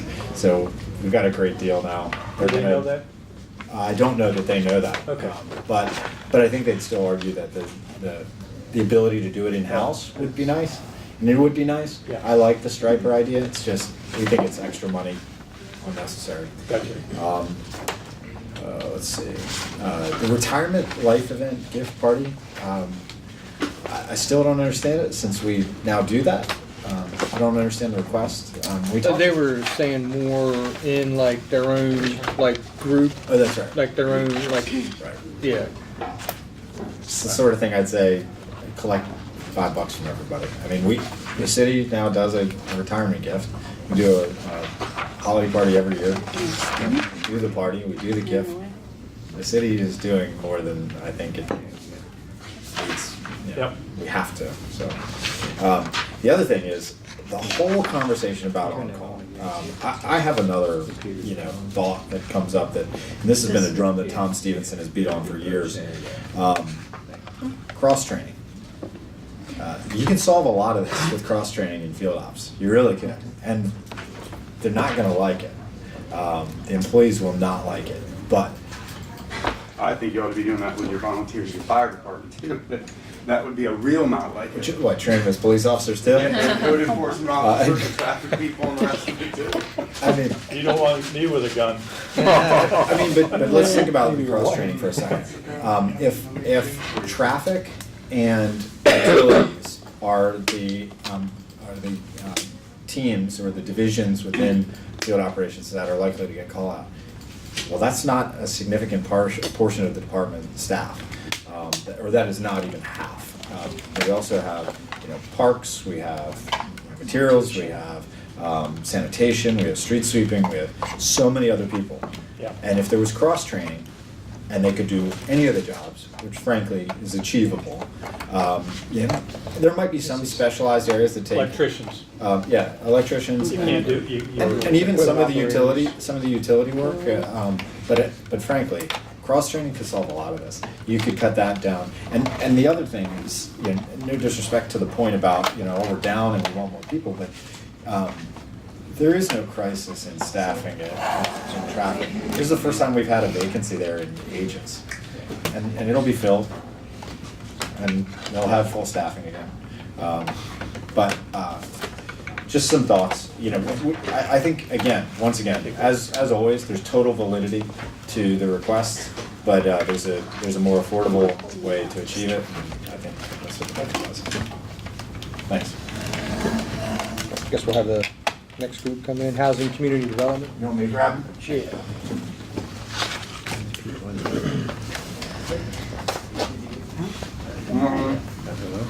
Sort of, maybe. I'm not sitting down here next to you. Yeah, I Sitting feel over kind there. of, yeah, me too. So, You're eating on Every camera. time I gnaw down on the bagel. Good morning. How you all doing? You need to grab another chair. it's too many. How you doing? All right.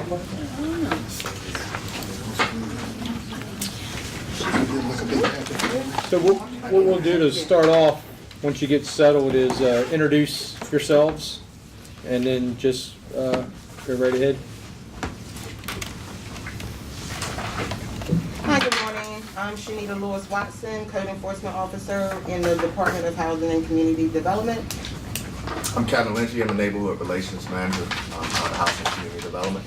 Dan Hoag, Senior Code Enforcement Officer with Housing and Community Development. And Brian Hardesty, Code Enforcement Officer, Housing and Community Development. We do have a little cheat sheet for you guys to look at, to pass it around. Sure.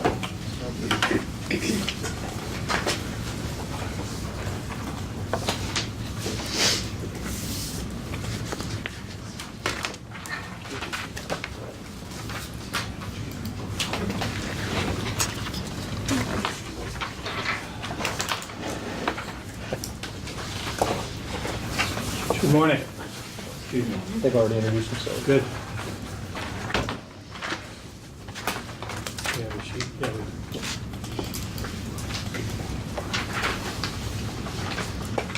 All right, the floor is yours. Okay. Alright, the first item on our wish list would be an increase in personal days per year. Right now, the city gives 1, the state gives 6 personal days, and the Board of Ed gives 4.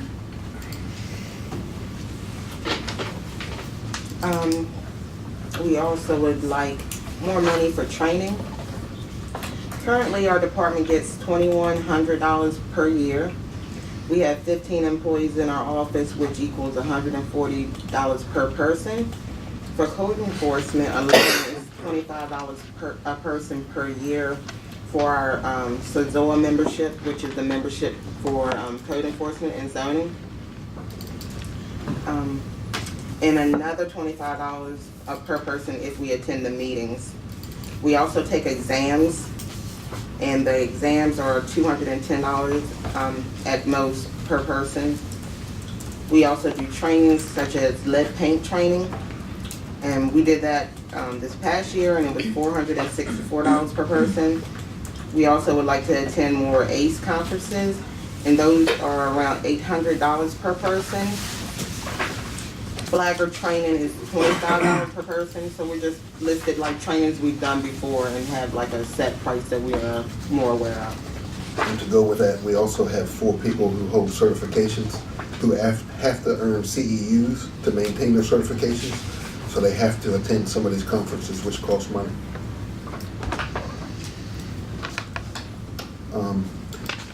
Looking for an increase in the 457 match. Currently, the city's at 4% match. Be nice if we could up it a little bit. Also, an increase of annual time or some type of longevity bonus at 25 and 30 years of service. Currently at 20 years, you max out on your vacation days, so there's nothing to look forward to going forward, but we have a 30-year retirement. So for people in my shoes, there's not a whole lot to look forward to after your 20 years, so maybe give us old timers a little bone. 26. Employee of the month with monetary increase or time off citywide. I think helps build morale. We thought that was a good idea. We would like birthdays off with pay without using any of our leave time. Right now, Fruitland, Tyson, and Purdue all give their employees their birthday off with pay. The next one is a step increase when an employee obtains a certification, and that goes hand in hand with the career ladder. So I do believe that that's the career ladder that's in process. So if the career ladder gets approved, then that would take care of that. We would like free cleanings at the dentist. Right now, our annual well checks and physicals are at no cost to the employee, and we would ask that our 2 dental appointments per year are also at no cost. We would also like a recognition day with excused sick leave. So currently, we get 1 recognition day if we don't use any sick leave per year. And we're asking that when we take time to take our kids or ourselves to a doctor's appointment and we bring back a note, it wouldn't hinder a person from getting that accrued recognition day for not missing work. And also, a mental health day. I think we all can agree. 3 a week. She is on road, that's not on there. We talked about it, I'm sorry. So, it would be me to go rogue. So, doing what we do, and I'm quite sure the mayor, previous mayor, and the current mayor have all had their encounters with people that may leave you a little drained, or situations where something may happen, i.e. I got bit by a dog. It left me a bit drained, a bit stressed out. So I think a mental health day would be good. It would boost morale because it would show that you understand that, hey, everybody doesn't always have a good day. No, this would boost morale, Shanita. Oh, okay. Overtime instead of comp time for after-hour events, specifically to code enforcement. If you're not aware, we don't mind, but we do a lot out in the community. Between my neighborhood walks, my pop-up bus stop does require after hours, and I do appreciate our code enforcement office helping out. We do Third Fridays. We're doing Spring Fest. We do a lot. I think this would go a long way for my coworkers and our staff, since we are, we're all out in the community a lot, showing our faces and trying to change that perception. So I think that would be easier to have the buy-in with all the extra stuff that we do. And the next one will be the opportunity for a merit-based increase. We currently have where if you don't grade out to a 3 average, you can actually get a partial raise because you're a below average employee. If you're above average employee, there is no merit-based incentive, so everyone gets a 2% increase. Where some people can get a 1% increase, some people can get no raise, but there is no incentive to be the top of the cream of the crop employee. And to go hand in hand with that, I don't know if anybody in this room worked for the city in 1999. I don't think anybody did, or yeah, you did. When Will and Colburn, passed away in the wreck, and we had longevity raises at that time, and they wanted to do away with that because a longevity raise was given to anybody just for time of service, not for being a valuable employee. So they wanted to do away with that and do merit-based increase. So the merit-based increase never took shape after they passed away, but the negative portion of it did. So there's no merit-based. Everybody gets a 2% raise. So the top of the cream of the crop, there's not as much incentive. So. And last but not least, we have vehicles. Our departments continue to grow. We're at 15 now. We just hired a youth development specialist. We have code enforcement. Like I said, we do a lot of work in the community. It states in the past we've had to use our personal vehicles on the job, but I don't know if you want to elaborate. We have had, Christine has actually had to drive homeless people in her personal vehicle. That's not really ideal. We currently have 13 people who need a vehicle at some point, and we have 9 vehicles with anticipated that we may get one more through the budget. 11 would be ideal, that then we could have a few people that could share. But currently, if that one does get approved, that takes us to 10. We really need one more. Currently, I have 5 code enforcement officers and I have 4 vehicles. So one more would be very nice. What were you saying about the homeless person in a vehicle? Sometimes we have to take homeless people to Medical appointments, Halo, services. and she actually had to transport them in a personal vehicle. Or sometimes, and they're going like Baltimore to medical appointments. Okay. Why is she doing? We have a homeless coordinator. She I know, but hasn't been doing it lately, but she has. Okay. In the past. Because there was no city vehicle? There was nothing available. Okay.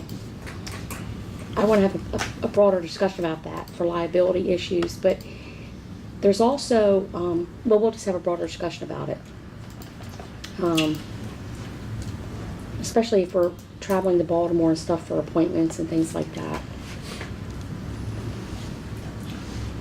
I have a question. For all the items on this list, what's the total financial impact on the city? Okay, well,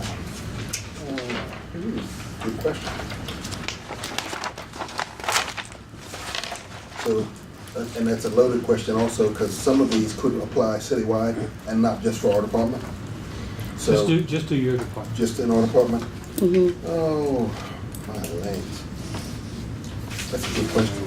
2025.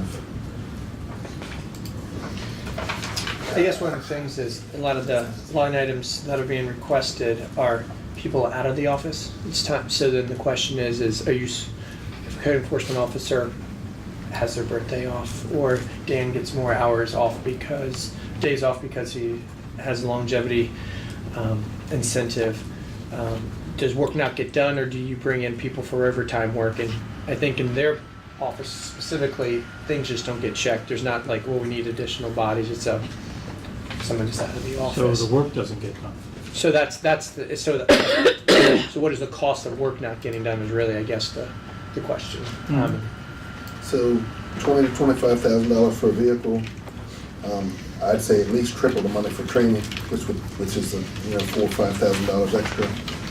Everybody doesn't participate in the full 57 match, and that would obviously depend on what the percentage was raised to, if it were raised. Personal days, I know about what most employees make in my office, so that would be several $1,000s, 3 to 5. Longevity bonus depends on what you want to give me. 100,000, great. Employee of the month with a monetary increase. Again, that would be at your discretion. It could be $100, or if it's time off, that could equal what the employee makes hourly. Birthday's the same thing. Step increase would be a 2% raise. Of course, that depends on what the person makes, so there's a lot of variables. Free cleaning at the dentist, I just went a couple weeks ago. I think it cost me $45 for my daughter and I to get a cleaning, and to do that twice a year, So, I don't know an exact number. I wasn't prepared for that question. My point is I'm not trying to make it calculated. I'm just saying, each of these things have a value that we're going to have to figure out what that is and how we're going to pay for it. And it's not easy. Sure. It's not easy, especially in this day and age.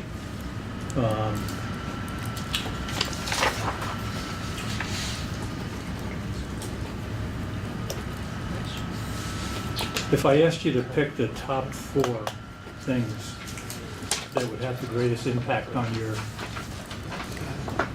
So that is also a loaded question, because you've got 4 different opinions, I think. But we can, me, I'm in the longevity portion of my career, and these are newer employees.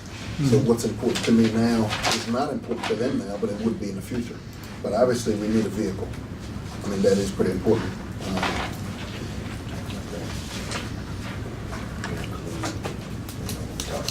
You're saying one vehicle or more than one vehicle? It says here vehicle, so is that one? If we could, one more would be great, 2 would be wonderful. The training. Training is very important. It really is, obviously. How much training are you availing yourselves of now? So right now we go quarterly to SZOA meetings, and they're usually present training there. There are mandatory pieces of this. How are they paid for now? We have some training money, but we have $2,100. So if we send 4 code enforcement officers 4 times a year, we're looking at $800 right there. So that leaves us $1,300. We had built in, for my code enforcement officers, I built in a career ladder. Part of that career ladder, they have to pass certifications, which cost $210 a piece. So for them to even be able to potentially get an increase and climb the career ladder, and that's not even including Kevin and his department, or some piece of our department. So my budget for my people would eat up to $2,100, and that doesn't leave the ACE training. So you used all your budget last year? Oh yeah, and transferred money. Use more than what we have. How much are the CEUs? Because those are mandated to keep your certifications. How many people need CEUs? How much is a CEU unit? So we go to SZOA meetings, and it costs us $25 to go to a meeting. So the cost of the CEU would be the $25 meeting. We earn them just for going to. How many CEUs do you need in a year? It depends on. I need 6. The other people in my office currently need 1.5. And then when the career ladder, as they pass more exams, they need more CEUs. So, and then we also have some other. We also, several of my officers did lead training, and they're going to need to go to earn CEUs for that. And I'm not sure the cost of that. I think it's pretty expensive. Yeah, for the lead training, I think so. Yeah, so I've got 4 people that need to pay for that yearly. And where is that lead training take? Is it in Baltimore? It is. Mm-hmm. We just had one of my officers went a month or 2 ago, and I think it was like $200. Yeah. It's pretty expensive. And I've got 5 people that need to take that. So, and that's not including myself. I was on vacation when that training was offered, so I would want to take that myself also. Could I ask for the training, because I see that as a big priority, I don't know how soon you could get to this, but one thing I'd like to see is how you're punching it out now, like how many CEUs, how many employees need what CEUs, the cost of that, and get like an outline of like a line item on what it would cost for your CEUs. Things that you need to keep your certificate to do your job. Yeah, Does that make sense? Because I hear, it says training here, but I want to put a dollar to the training. okay. Yeah, we can do that. Yeah. 2 years ago, I went to the ACE training, American Mhm. Association of Code Enforcement. That was in Hebron, Kentucky. And that was good. That blew the whole budget for the year for me and one other person to go to that. But it was very valuable training. Mhm. But, you know, so our training budget is very slim, in my opinion. We went to Connecticut, 4 of us went, and that was pretty expensive also. Five of us. The money, the actual money that was spent last year after training, question is, the projected expense, does it include the transfers? And also, the homeless. Projected in the book. We really don't maintain the projected. Munis has its own logic there, so there's no attempt to look forward in those projected. And we're just talking about code enforcement. We're not even talking about the youth development or the homeless Most of our stuff's not scalable. portion of the department. They also take trainings as well Yeah, and they're required for your position for code enforcement. for code enforcement. Code enforcement, yes. And but what about the community or the youth program? I mean, required, I think it would help. I don't know if required. I think it's needed. I think what Yeah, I didn't Kevin's know- I didn't doing is know. relatively new too, Yeah, so yeah, we're it's a new still. position, yeah. This is Right. where I am, it's all new. Right. Not even a year.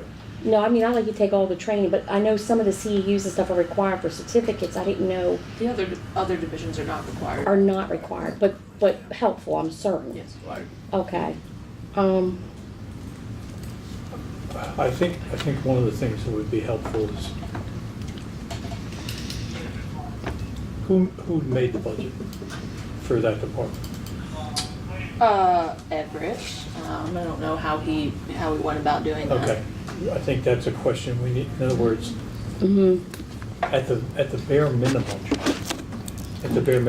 I'm saying that any required certification should automatically be in the budget.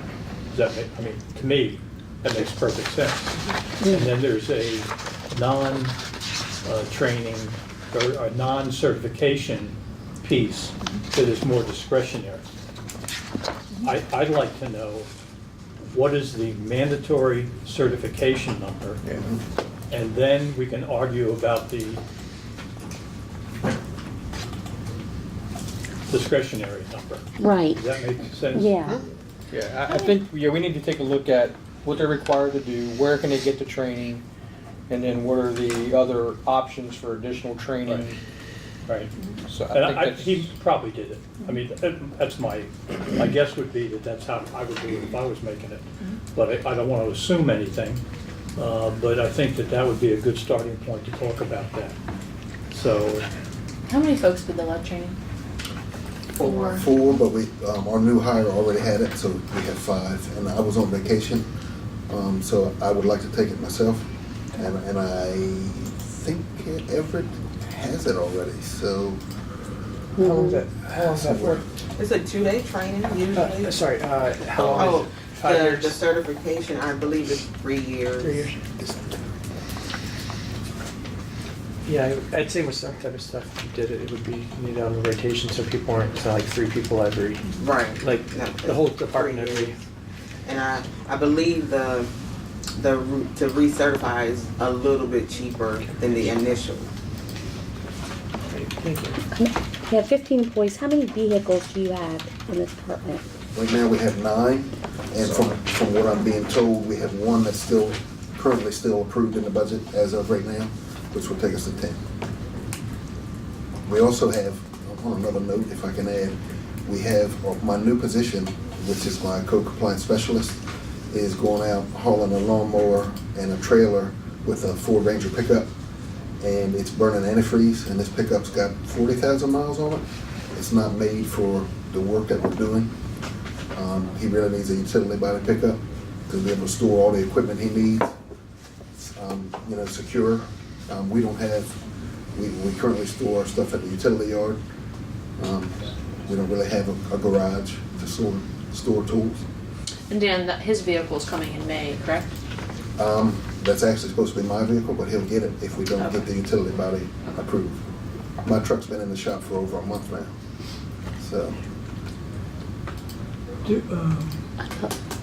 And this is used for code violation, we pick up and then they pay us. Yes. Yes. Do we set up is there a direct correlation between revenue and the expense and? Yeah, we're kind of tracking it. Yeah, we are, the cost avoidance of having a third party do the cleaning has been offset by us doing it, so we have the revenue. Okay. Actually, more than it's actually beneficial. Okay. What Steve's doing. Well, that should fund the equipment piece of it. It could, it depends on how. Yeah, I Yes. mean, the timing may be off, but Yes. that should build. He's gonna be busy here any day with the grass. Yeah. So, the Send health, you a bill. I'm newer on the block. I have a question here. So we have coding and then we have a community project together in the same, three divisions in one package here. So now, for the youth centers, do you have your own vehicle or do you use the city vehicle? I'm currently using one of the homeless case manager's vehicles. I've been driving that since Day one. day one. Okay. That's what I use. And sometimes I use my personal vehicle. And I didn't even, that was before, youth development special started April 1st. Right. We're gonna Right. probably at some point be going in different directions. Not some point, we're already. Soon enough. Because he's currently using his His personal vehicle, vehicle. he's been going to do presentations in the school for youth civic council where he drives his own vehicle. Right. Talk about pop-ups, some employment, so he's just taking his own vehicle. I don't think he minds, but it's just, that's starting out. Right. So that's, I hear you. I hear that. Okay, so, I also want to go back and say that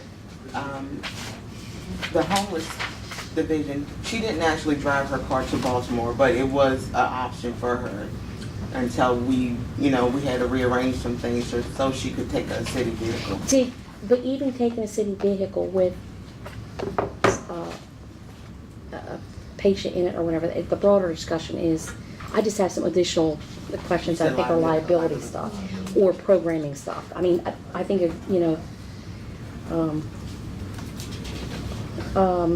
I just had some other, there was one other thing here. So we got down to you were do the top 3 or 4 things. We got down to 2. The 2 vehicles you wish for and the training. We got hung up on the training. What are the others? The staff increase? Well, so the step increase, The step increase. I think, but I don't know if the career ladder is definitely gonna be passed, that takes care of that. Mm-hmm. So that is an aspirin. She get another one. Yeah, exactly. Yeah, so that doesn't count. So we still have 2 more wishes. So Okay. rub the lamp again.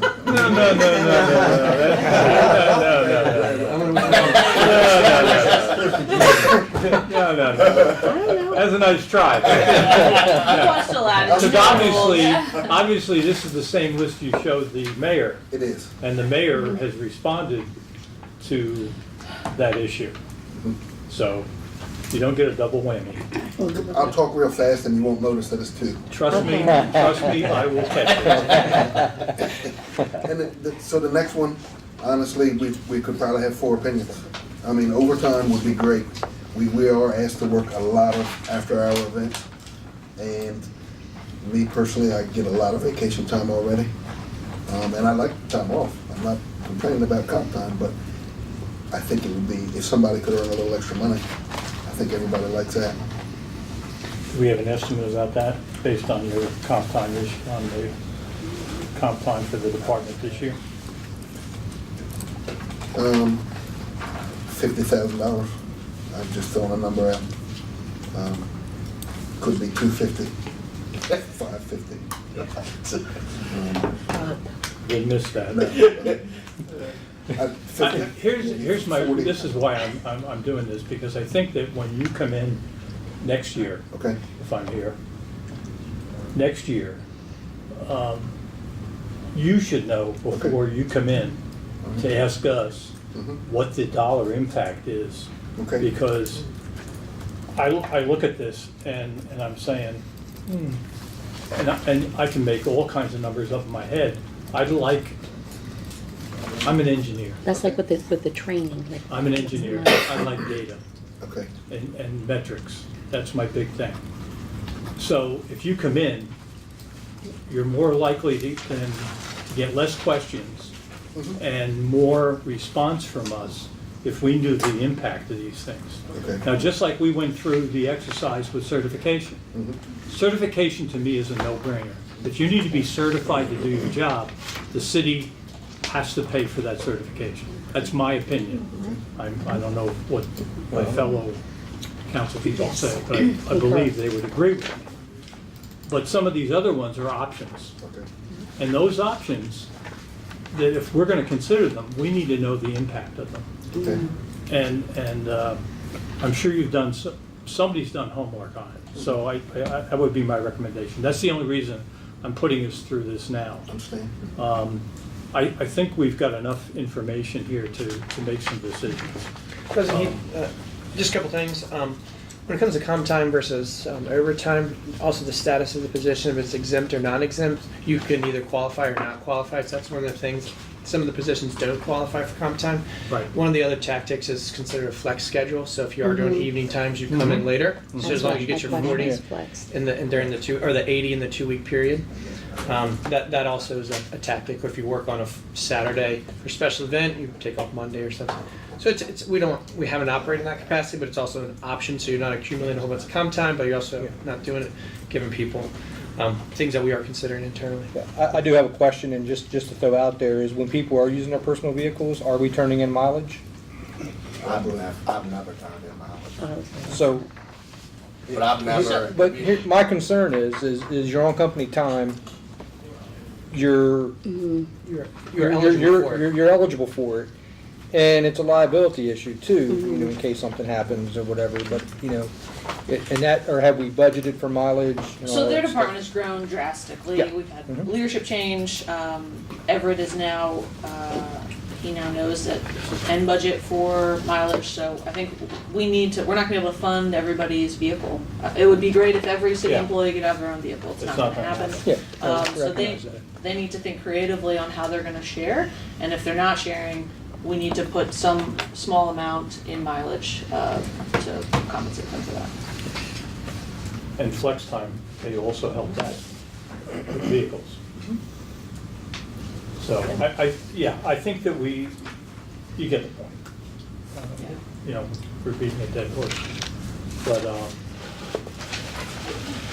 obviously the impact that your department has on the city is pretty dramatic, and we understand that. We thank you for what you do. It is not the easiest job. And yes, we do get occasional phone calls from irate citizens, and I know what you go through, and it's not pleasant. But hey, that's our job. And you guys handle it in a very positive way, so we appreciate that. It's hard to be as tough as you need to be and maintain the civility that has to come based on somebody on the other side of it yelling and screaming at you and threatening to punch you. That's not easy. That's not easy. So thank you very much for all you do. I do have a quick question. Sure. So for next year, do you want me to show the impact of only my department or show the impact citywide? Because some of these, like, I don't think you're going to increase the 457 match strictly for my department. It's going to be citywide. Point, yes. So you want that? I think what it is, for those things that are specific to your department, okay, that do not impact the total, maybe separate them. Now again, the person who's sitting here next year may not think the way I think, but I think for clarity purposes, that's what I would like to see. And I would hope that the person who's here will think the same way. Hopefully I'm here too. Okay? Sounds good. I appreciate it. Thanks very much. Thank you. Appreciate it. Oh, yeah. Just the short cap. Yeah, I'm meeting with your friend today. Get a break, you know. So I'm in the interim. Yeah. About the vehicles. So I'll let you know how that works out. Yeah. I don't have a problem.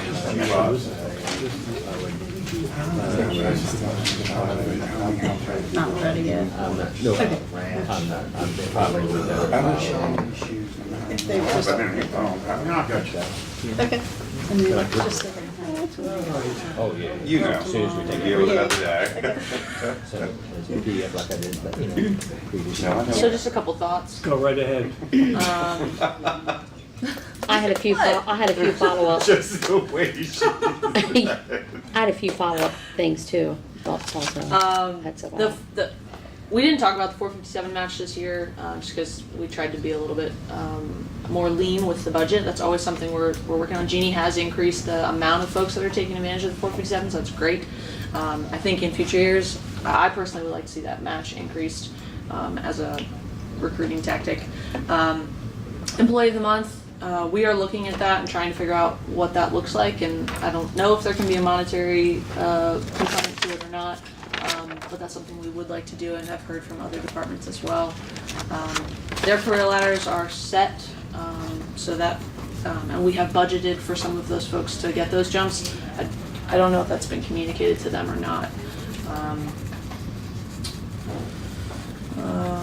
Jumping in also on this, they have several different ways of defining additional days off, personal, mental health, or whatever. I think the idea is just They like their time off. yeah. So Well, and so that's so you pick if it's a personal day as a mental health, you can call it what you want to. As a birthday, you take that as your personal day. There's an opportunity there. I don't think you get all of them, but if we can look at it holistically, I mean, we need people to be working.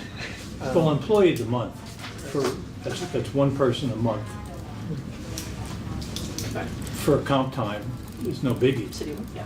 But could be one that you look at. Some of these are like, that's why I try to make sure that they say, look, this costs money. What is the value of what we're trying to do? Yeah, and the trainings and vehicles just in general, I think we need to look at things differently. It's just understanding that not everybody's going to get a vehicle. Not everybody can go to every training. They said they have 5 people that are lead certified.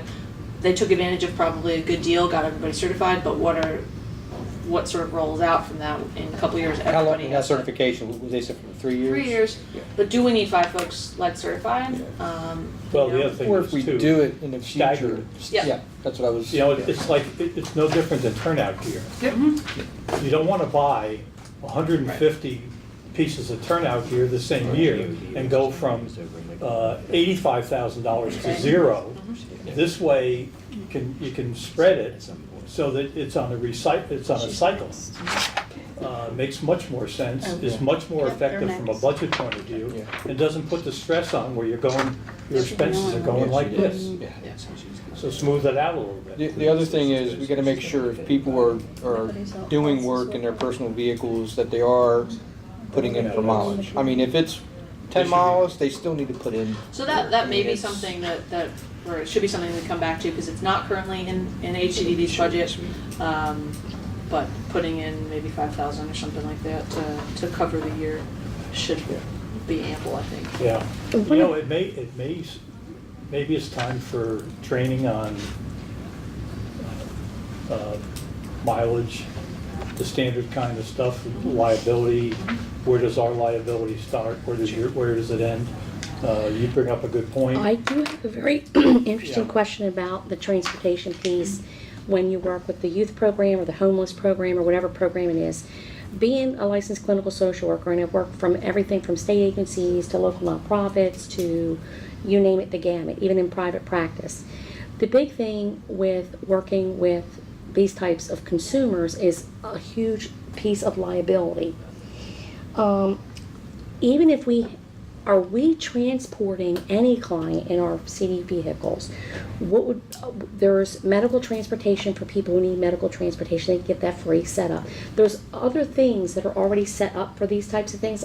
if the city would utilize that or make sure, and it also deflects the liability, you have agencies in place that's what they do, that they take on that liability. So we're not, one, duplicating services, two, we're not taking on additional liability. Transporting a homeless individual or somebody with significant medical needs, the question becomes, the person doing the transport, are they equipped, certified, and do they know all the needs this individual has?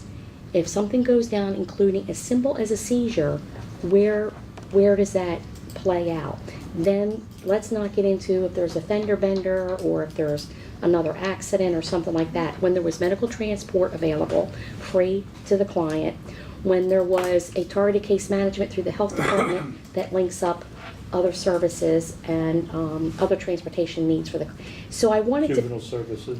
all this kind of stuff. There are so many other things that go into.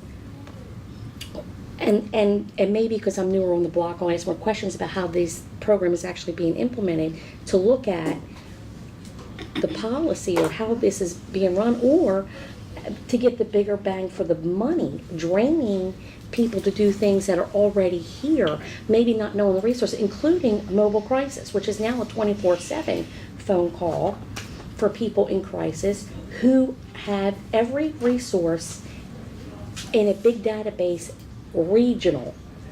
So I do get worried about that city liability, personal liability of a city employee, and anytime you have a participant, a client, a consumer in your vehicle, no matter if it's a private vehicle, a place of employment, if it's a city, or even at the Board of Ed or whatever, you've got to be very careful of the liability, because unless you are the trained person to meet their particular needs, whatever those needs are, you're opening yourself up to some big headaches, and including personal safety. I think there's a couple pieces, and we should have a follow-up conversation on all of this. Best practices, if you are transporting people, use a city vehicle. Talking with Legit, we do have passenger insurance coverage. So if you have somebody that is non-city employee, it is covered in our current policy. The medical needs, typically, if we're talking about our Housing First program specifically, where you do have an individual that may have an elevated level of care or need, we should probably review that before we just make that decision. That's an internal policy that we could just kind of look at. I know our whole team has been probably looking out for the care of the individual, but if something does happen, we got to make sure that we are making the right decision. Yeah, and even the safety for the driver, the person, the employee, the safety for them, because without knowing, maybe their psychosocial history, the medications they've been on, their history, or you're opening yourself up to a lot of different things, and in other local agencies have caused some significant problems. And I just want us to be smart as possible, including utilizing the vehicles. We may not need to use all the vehicles for all 15 employees if we can case manage and be able to do, this agency does the transportation, they can get you to your appointment. And then that person doesn't need their vehicles, take a person who is homeless or has medical assistance or whatever to an appointment. That is a free service already provided through state insurance. And as you come up on opening up this community center, you're gonna have to because if not, somebody's gonna have you driving their children or somebody sick everywhere and every place you can possibly that's take another. them. You gotta get that all in place before that building opens. That's another significant thing about, city employees transporting the youth in this. We've got to come up with something, because There's we don't, some real it's just so significant- much liability. And I think we need to come up with a good plan and policy on it. And safety. Okay. All right, I think we have. Val's here for Yeah, GOB. let's do that. I'm sure she And can bang it then out. could we, would it be a time, what time did you have lunch? Noon. Fine. They're bringing in at noon. Oh, if So- that's okay. Oh, you're not going? Who's, they're next. Who? No, they're first in the next group. Did you? Are you So here I know she won't take half an hour. Did you know you were doing that before? Okay. I do that after her. Thank you for So, that. do you want to tell Okay. me? I thought you were. Is police is out there, I assume? Chief's out there. Chief's out there? I saw it. Oh, Do you want to? sorry. Why don't, I like that one idea that you have. Keith's gonna do the financial You want me to help. send them back? Tell them That's to what come I'm back? thinking is send What them, time? tell them one, One. we'll eat, and then we'll, is that all right? Sure, I don't know what's going on, but yes. No, I'm just saying, because we're doing the government office building. He's gonna do financial health, which will take us through probably to 12:15, and we have pizza coming in, and then we'll go back up at 1, or no? Does that work? Okay. Does that work? That's fine, yeah, we'll make it Okay. work. Chief's outside, so he's gonna go out. Who was out there, fire or police? I have police first, Yeah. and then fire. And mine shines up. We're doing well. We're doing well. Does anybody want to sit next to me? Did I scare you? I just want to be comforted. No. Not at all, though. First timer here. Is anyone else hot in here, or is it me? It's warm. It There's always- nothing we can do. Okay. We can That's turn why that I'm fan Comfortably on. numb. We can turn the fan on. Would you We've like done me that to do before. that and let it I just can do it. oscillate? Because it's gonna get a lot warmer before it gets. Feels basically just trying to See see. him with speech class. We sit here. Go to. Ooh, For that them. works. So they send it to So you go like this, I don't want to. Can't just pull the, Yes. Directly. put it towards you. Is this Better next year. Yeah, Put it I towards- there you go. forget That's fine. sometimes because everybody gets along so good here. That's Okay. I forget. Is this too cool? Could you, It's true. it's fine. In the old days, you never forgot. Thanks, Jim. Get yelled at. Could you introduce yourself for the record so that, I'm Val Atkins. I work in finance. I'm the accountant too. And I'm representing the GOB today. okay? I don't have a long list. I like their list, so. So you obviously, because you're in accounting, you have all the numbers that I like. Ooh. I I was do. trying to scramble this together, so I will get back to you Okay. on that. So I didn't have a long list of concerns. I would love to see the 2% yearly raise stay in the budget, and I appreciate that you guys have kept that in. We all appreciate that. Mhm. I guess I love the medical here. The dental is like our options are a little. I don't know, when I picked, like I used to see a dentist, and now the dentist I see, I can't get through the insurance. They don't take care first. So I'm not sure if that's something that we can look into. Also, if we could have every other Friday off, that'd be great. You can go to 410s if you want. 410. Did you say every other Friday? Well, Oh, 45, 9.25. Yeah. I have heard maybe like parking. Parking's been an issue here as far as the GOB, just safety. I was thinking maybe we could get like a cable car, and then we could use that for the festival a year. It'd be like, you know, where people could just ride on the weekends. We could charge a fee, pay for itself.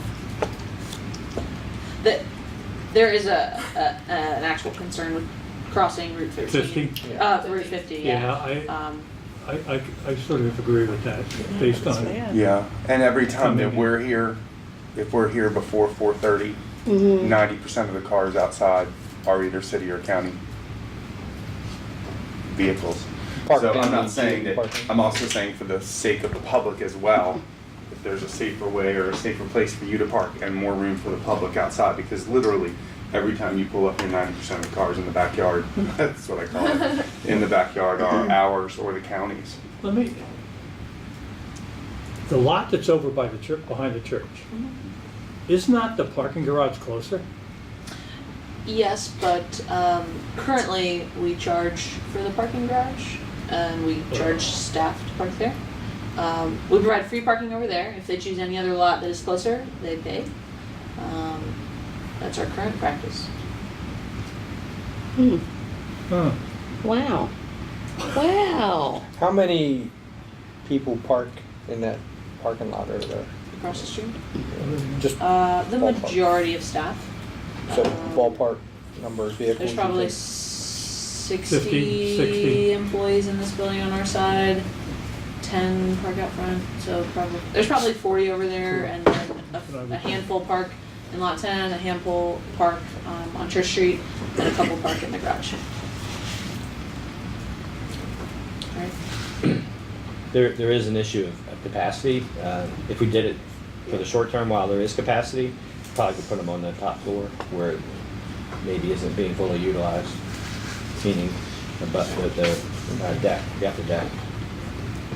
Would certainly be safer.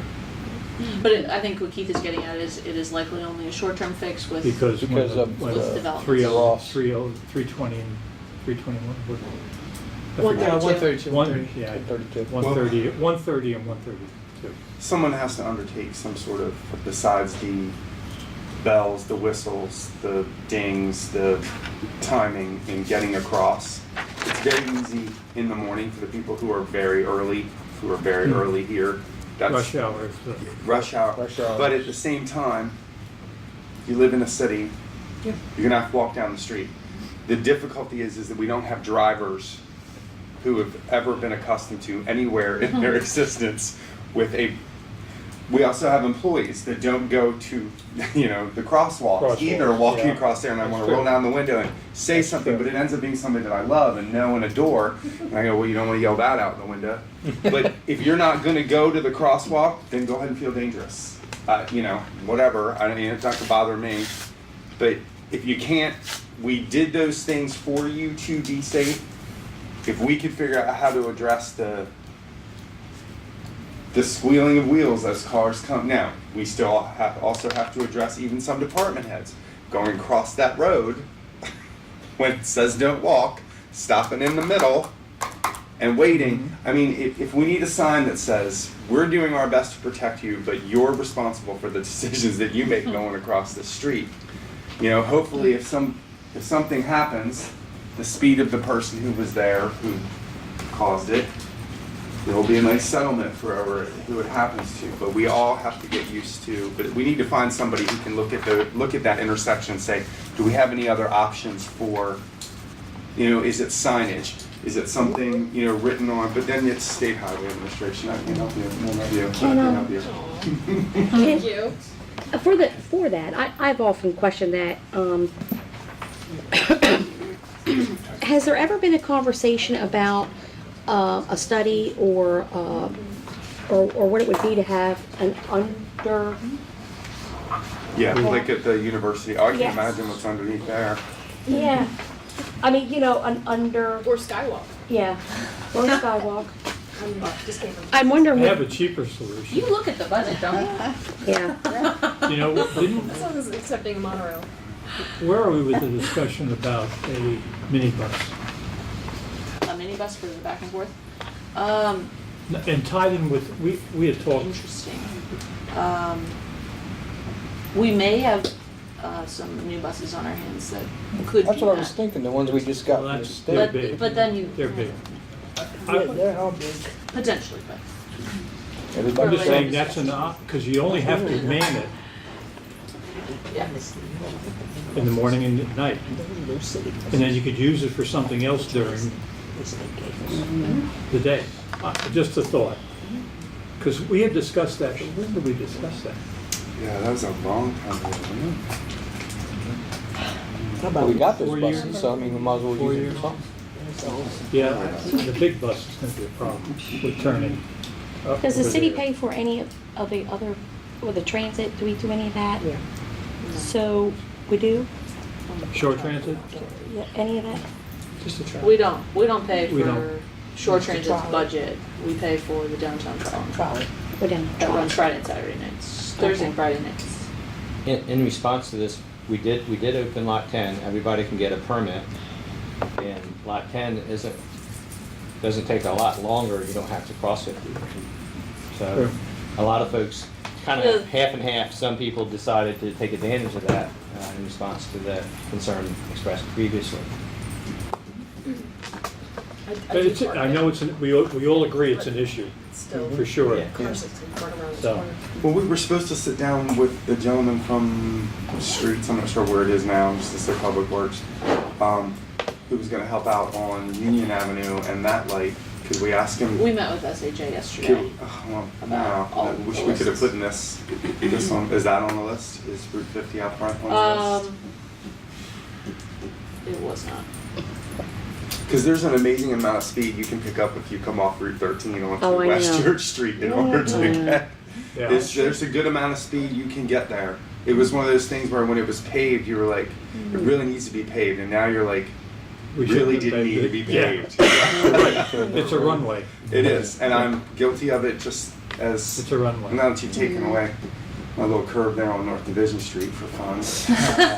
Maybe we should do the same thing. Yeah. All right, that's a whole separate discussion, so. Put that on there. Anything else on your list? It's all I have.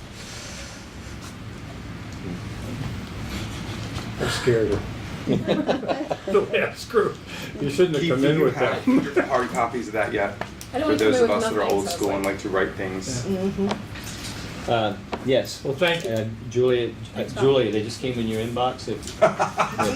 They just went down the table and now they're. Thank you very much. If you wanted to send them Financial on. health. Yeah. Ah, yes. Where are you gonna print them to? I'll give them. I can't print them from that. Well, they'll be up on the Wanna send them to screen. Di? Take 5 then? Yeah. Yeah, we'll take 5. I don't know if you Take want 5, to. and then we'll, To Diana. Keith will do the financial.